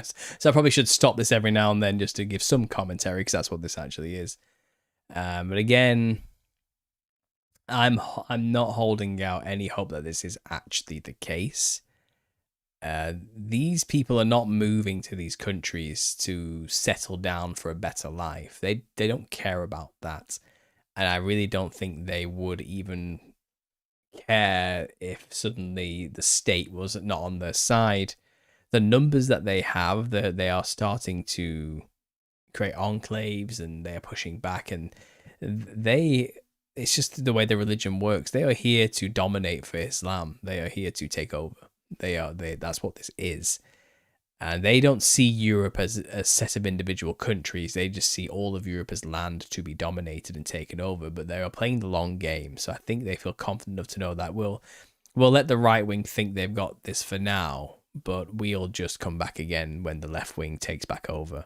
And for the meantime, we'll just move to Spain. We'll move into Portugal. We'll move across into Belgium. We'll go across the channel to the UK. We'll go to Ireland, and we'll have family over there anyway. They don't care. I just don't see this being what, on the surface, it might seem like it is. My optimism over this whole subject has disappeared a long time ago. Verify upwards of 40,000 Muslim self-deportations from France. They believe that as many as 200,000 French Muslims may now be living intentionally outside of France, with most of them saying they have absolutely no plans to ever go back. Yeah, because you get more free stuff here in England, so they'll probably just stay here instead. 200,000. Now, what's so interesting is that many of these Muslims are professionals. They're engineers, they're doctors, they're academics. And so it's actually being called a Muslim brain drain. The people leaving aren't unemployed migrants bouncing between benefit systems. According to the study, these are highly educated, highly qualified professionals who have literally deported themselves. All the doctors and engineers went to France, did they? Great. Okay. Whatever. From France. Why? Nearly 3/4 of the people surveyed said they left because of what they're calling rampant French racism and discrimination. 64% said they left to more freely practice their religion in another country. They made it absolutely clear, even the ones born and educated in France, that they just simply never felt like they belonged. Not because nobody would let them in. Most of them were let in generations ago. Their families have been there for decades. No, belonging is not the same thing as citizenship, and it's not the same thing as culture. In many ways, this is the story multiculturalism never wants to tell you. And you see, maybe that is the case for the rational, high intelligent immigrants and Muslims that came over, who are the doctors and engineers who are looking to literally have a better life in these European countries, because the European nations have a more stable income and society where they can thrive and grow and have stability. And I don't doubt that those people did exist, probably in far fewer numbers than the millions who came over who were not of that mentality, which I don't think he's taken into account here. I understand he's saying it's the brain drain because the smart ones are leaving because they realize, well, it's getting too tense here and we're not belonging, and maybe they are men of culture who came over. It's like, I actually want to be in my own culture where I can do these things, and maybe my expertise will be better in my home country where I can make that a better place. And maybe they do have these rational thoughts, but I think the ones who do have that kind of thought are a minority even in their own culture. I really do. I think the majority of the migrants that have come over to Europe have come to invade and are here for war. They don't give a shit about improving anyone's life or building a life for themselves or anything like that, or have a better life.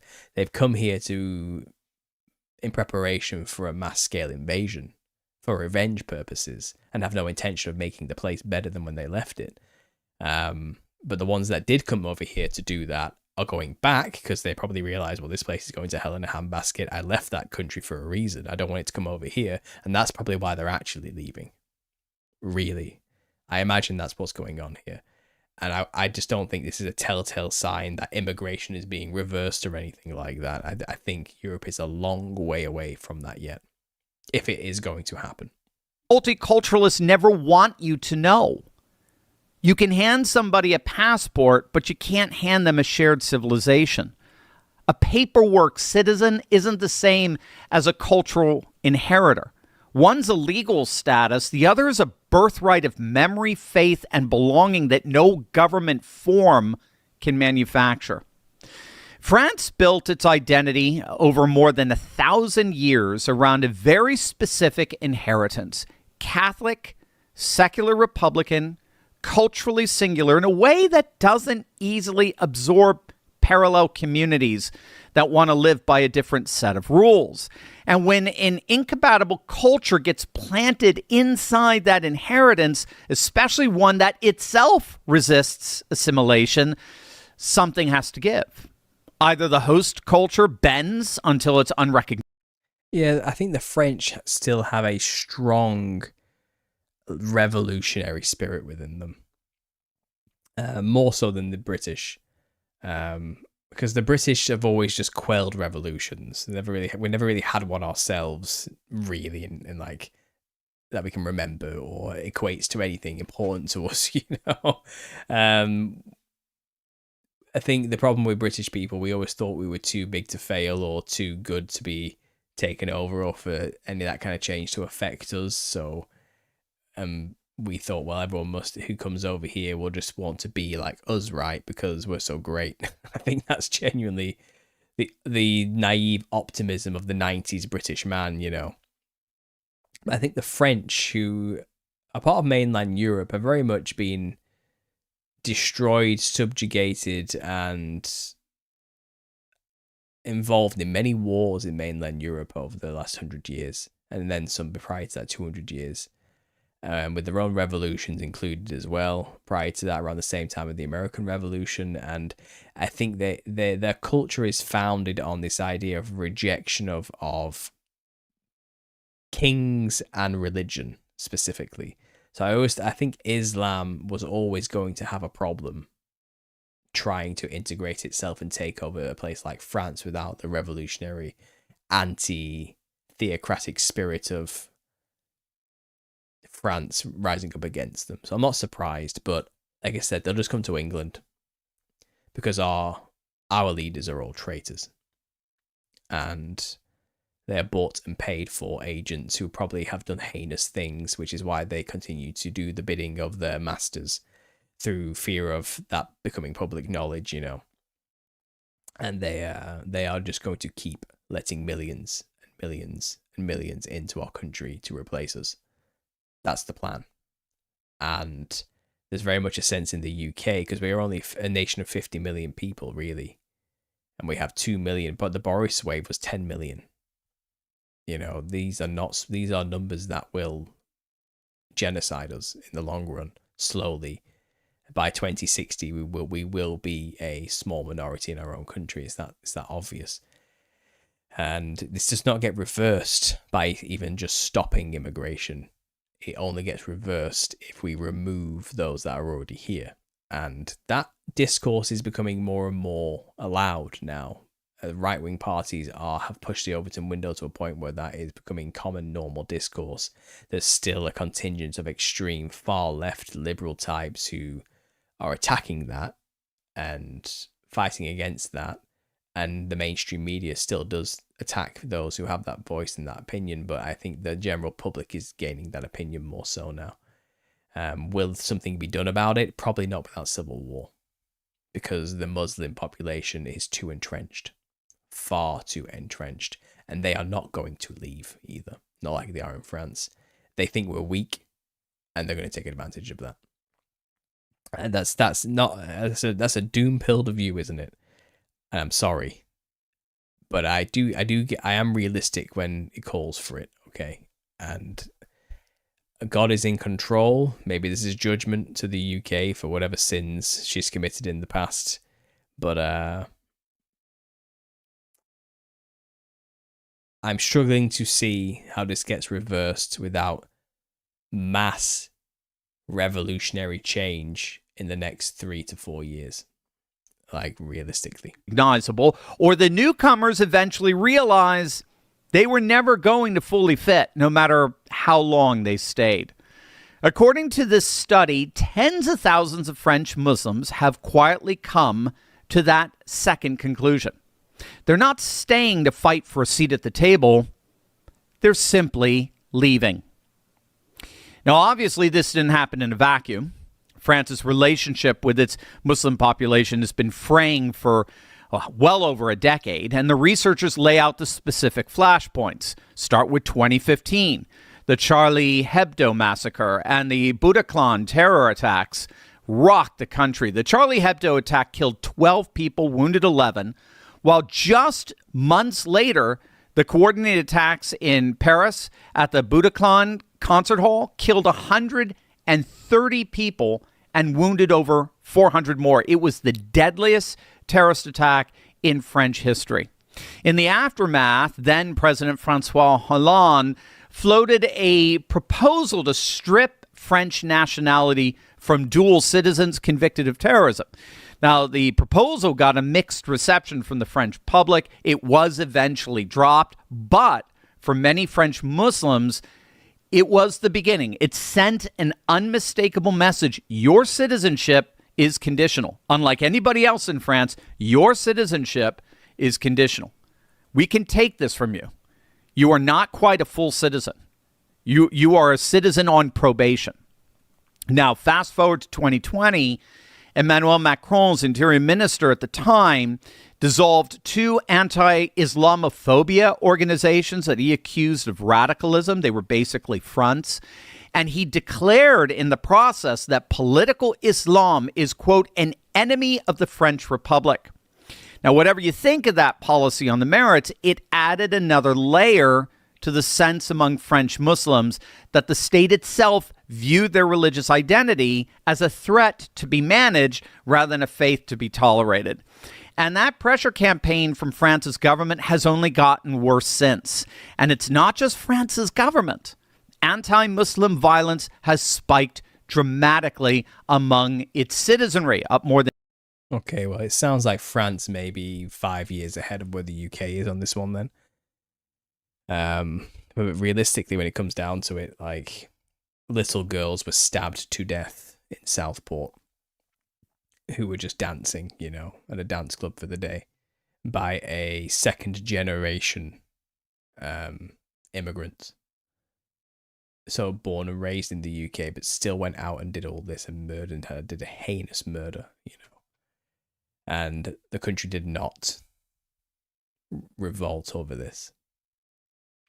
The people did not stand up. And now, obviously, with Henry Novak, the two-tier policing being on show, how immigrants get protection while white people are left to die, has definitely sparked a lot of outrage in the public, and the movement is beginning. But as time goes on and more radical things happen, I can see the public turning into this situation where there'll be anti-Muslim violence surging in the UK very soon. But the problem is our police, our state, is not on our side in any way, shape or form. They are ready to consider us enemies of the state and lock people away. And it really is going to be based on skin color. If you're white, you're evil. And it's sad, really. It's more authoritarian here, it seems. Than 70% in the first quarter of this year alone as compared to the same period last year. Mosques vandalized, crosses spray painted on doors, you know, and then just this past April came the murder that this study's authors say crystallized everything for many Muslims, and that was the fatal stabbing of a Melian man inside a mosque in southern France. That, for many of France's Muslims, was the last straw. But what we're about to find out is that, unfortunately for them, this gets a whole lot worse. And that's because wherever they decide to go in Europe, they're not going to find any warmer welcome. One of the most important things you can do for your home and your family is be prepared before an emergency ever happens. Because it's operation that gives you real peace of mind. French liberal elite refused to confront decades of mass immigration without a serious plan for cultural assimilation, simply did not produce the harmonious multicultural utopia that these liberal globalist architects promised. Instead, it produced two populations, incompatible populations, living side by side, increasingly hostile to one another, with a growing appetite on both sides to just simply separate. Here's something else worth noting. The researchers for this study actually argue there's something unique happening in France as compared to the rest of Europe, what they call a French exception. So even as anti-Muslim sentiment has been rising all across the European continent, right? You saw the anti-migrant riots that broke out in Britain of late, or the rise of nationalist governments across the Netherlands, the rise of the AfD in Germany, or and the like. French researchers argue that the level of official denial in France is uniquely severe. Now, keep in mind, these researchers are them. I don't know about unique. I really don't know about unique. As this guy listened to the BBC, yeah, it's fingers in the ears, head in the sand for most liberal media outlets today, and most governments currently too. Labour, our own Labour government will deny this, and pretend like everything is not as it is too. Our next election's in 2029, and it seems like some kind of right-wing party may get in, but our system's so dodgy that it could be possible that won't happen as well. So I don't know. I mean, I know in Europe, I think Poland is the most locked down, get the hell out of our country, you are not coming anywhere near us type of people. And that's the closest we've got in Europe. But let's carry on. Let's see what else this guy has to say. Themselves liberals here. But what they're arguing is this is not, in France, it's not just the so-called far right that's causing so much trouble for their Muslim population.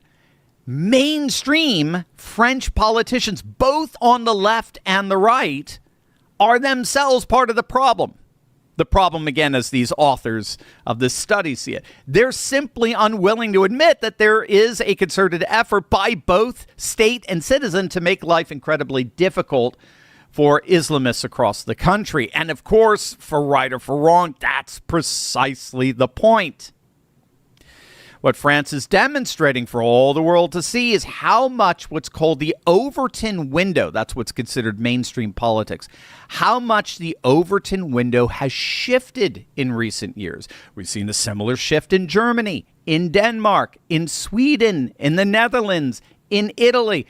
We're seeing it as we speak in Spain in response to those horrific scenes coming out of Ceuta. Europeans are rising up and saying enough to a multicultural elite that refuse to defend their... Yeah, but the problem is, like, I've talked about this. I'm not going to finish the rest of the video. Go and listen to it if you want. I don't know, links in my Telegram. I haven't got the link right now. But this is a spiritual problem, fundamentally. And I know that doesn't mean much, practically speaking, because the saying that doesn't solve anything. And I know. This is going to result in physical outcomes, brutal physical outcomes. In the end, there's going to be a fight over this. It's not just going to happen. The people who are here are not going to disappear quietly into the night, But fundamentally, the only way this problem gets solved long term is if Christians en masse seize the means of power. And for that to happen, that means there have to be enough people who have sincerely come to a faith in Jesus, who are out there actively positioning themselves and taking part in civilization to get themselves leading the things that actually have the levers of power that when you pull them, change happens. Without that, nothing changes. And if people who are not born again and aligned with Christ are in those positions, the world will get worse. Secularism is not going to save us in this sense.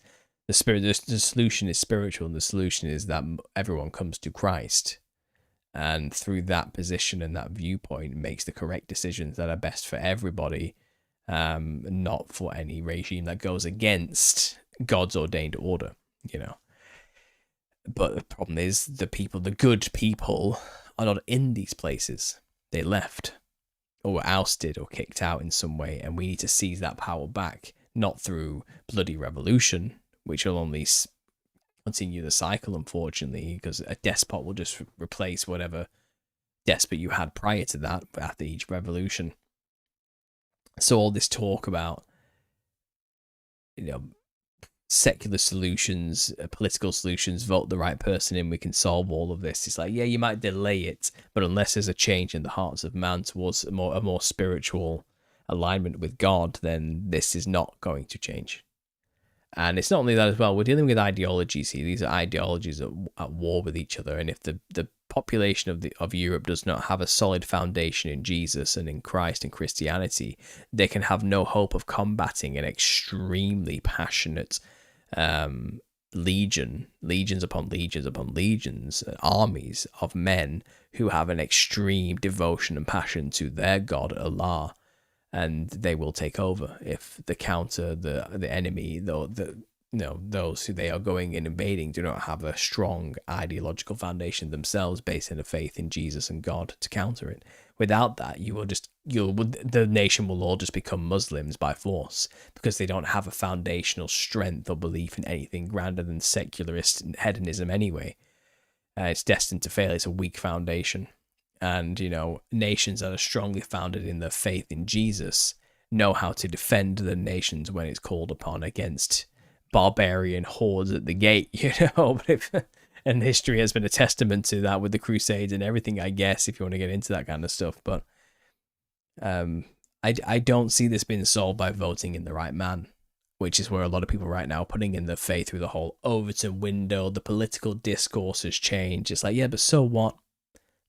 It's a season. After 10 years of the right wing having power, the left wing will just get back in and continue the agenda even more. Because the system's designed that way, and that unless the people who are actively doing this to us and making this happen are physically removed, they will continue. There's that too.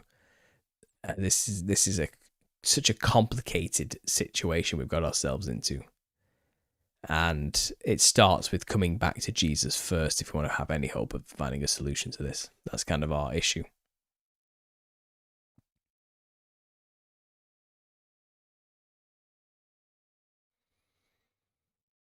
Anyway, guys, I've been going on for 2 hours. I'm going to leave it there. I'm going to get going. I know this is supposed to be just a quick 1 hour chat, but you know how it goes. We go off the deep end here. We fly off. It is late. I'm going to have to get going and get some sleep.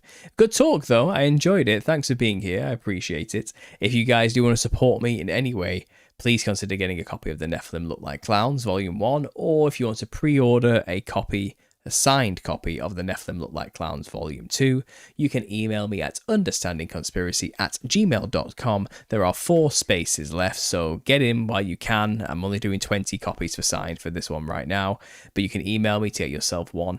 Other than that, make sure to join Patreon, subscribe to the other channels. I'll be back in the week with more videos, and as always, God bless.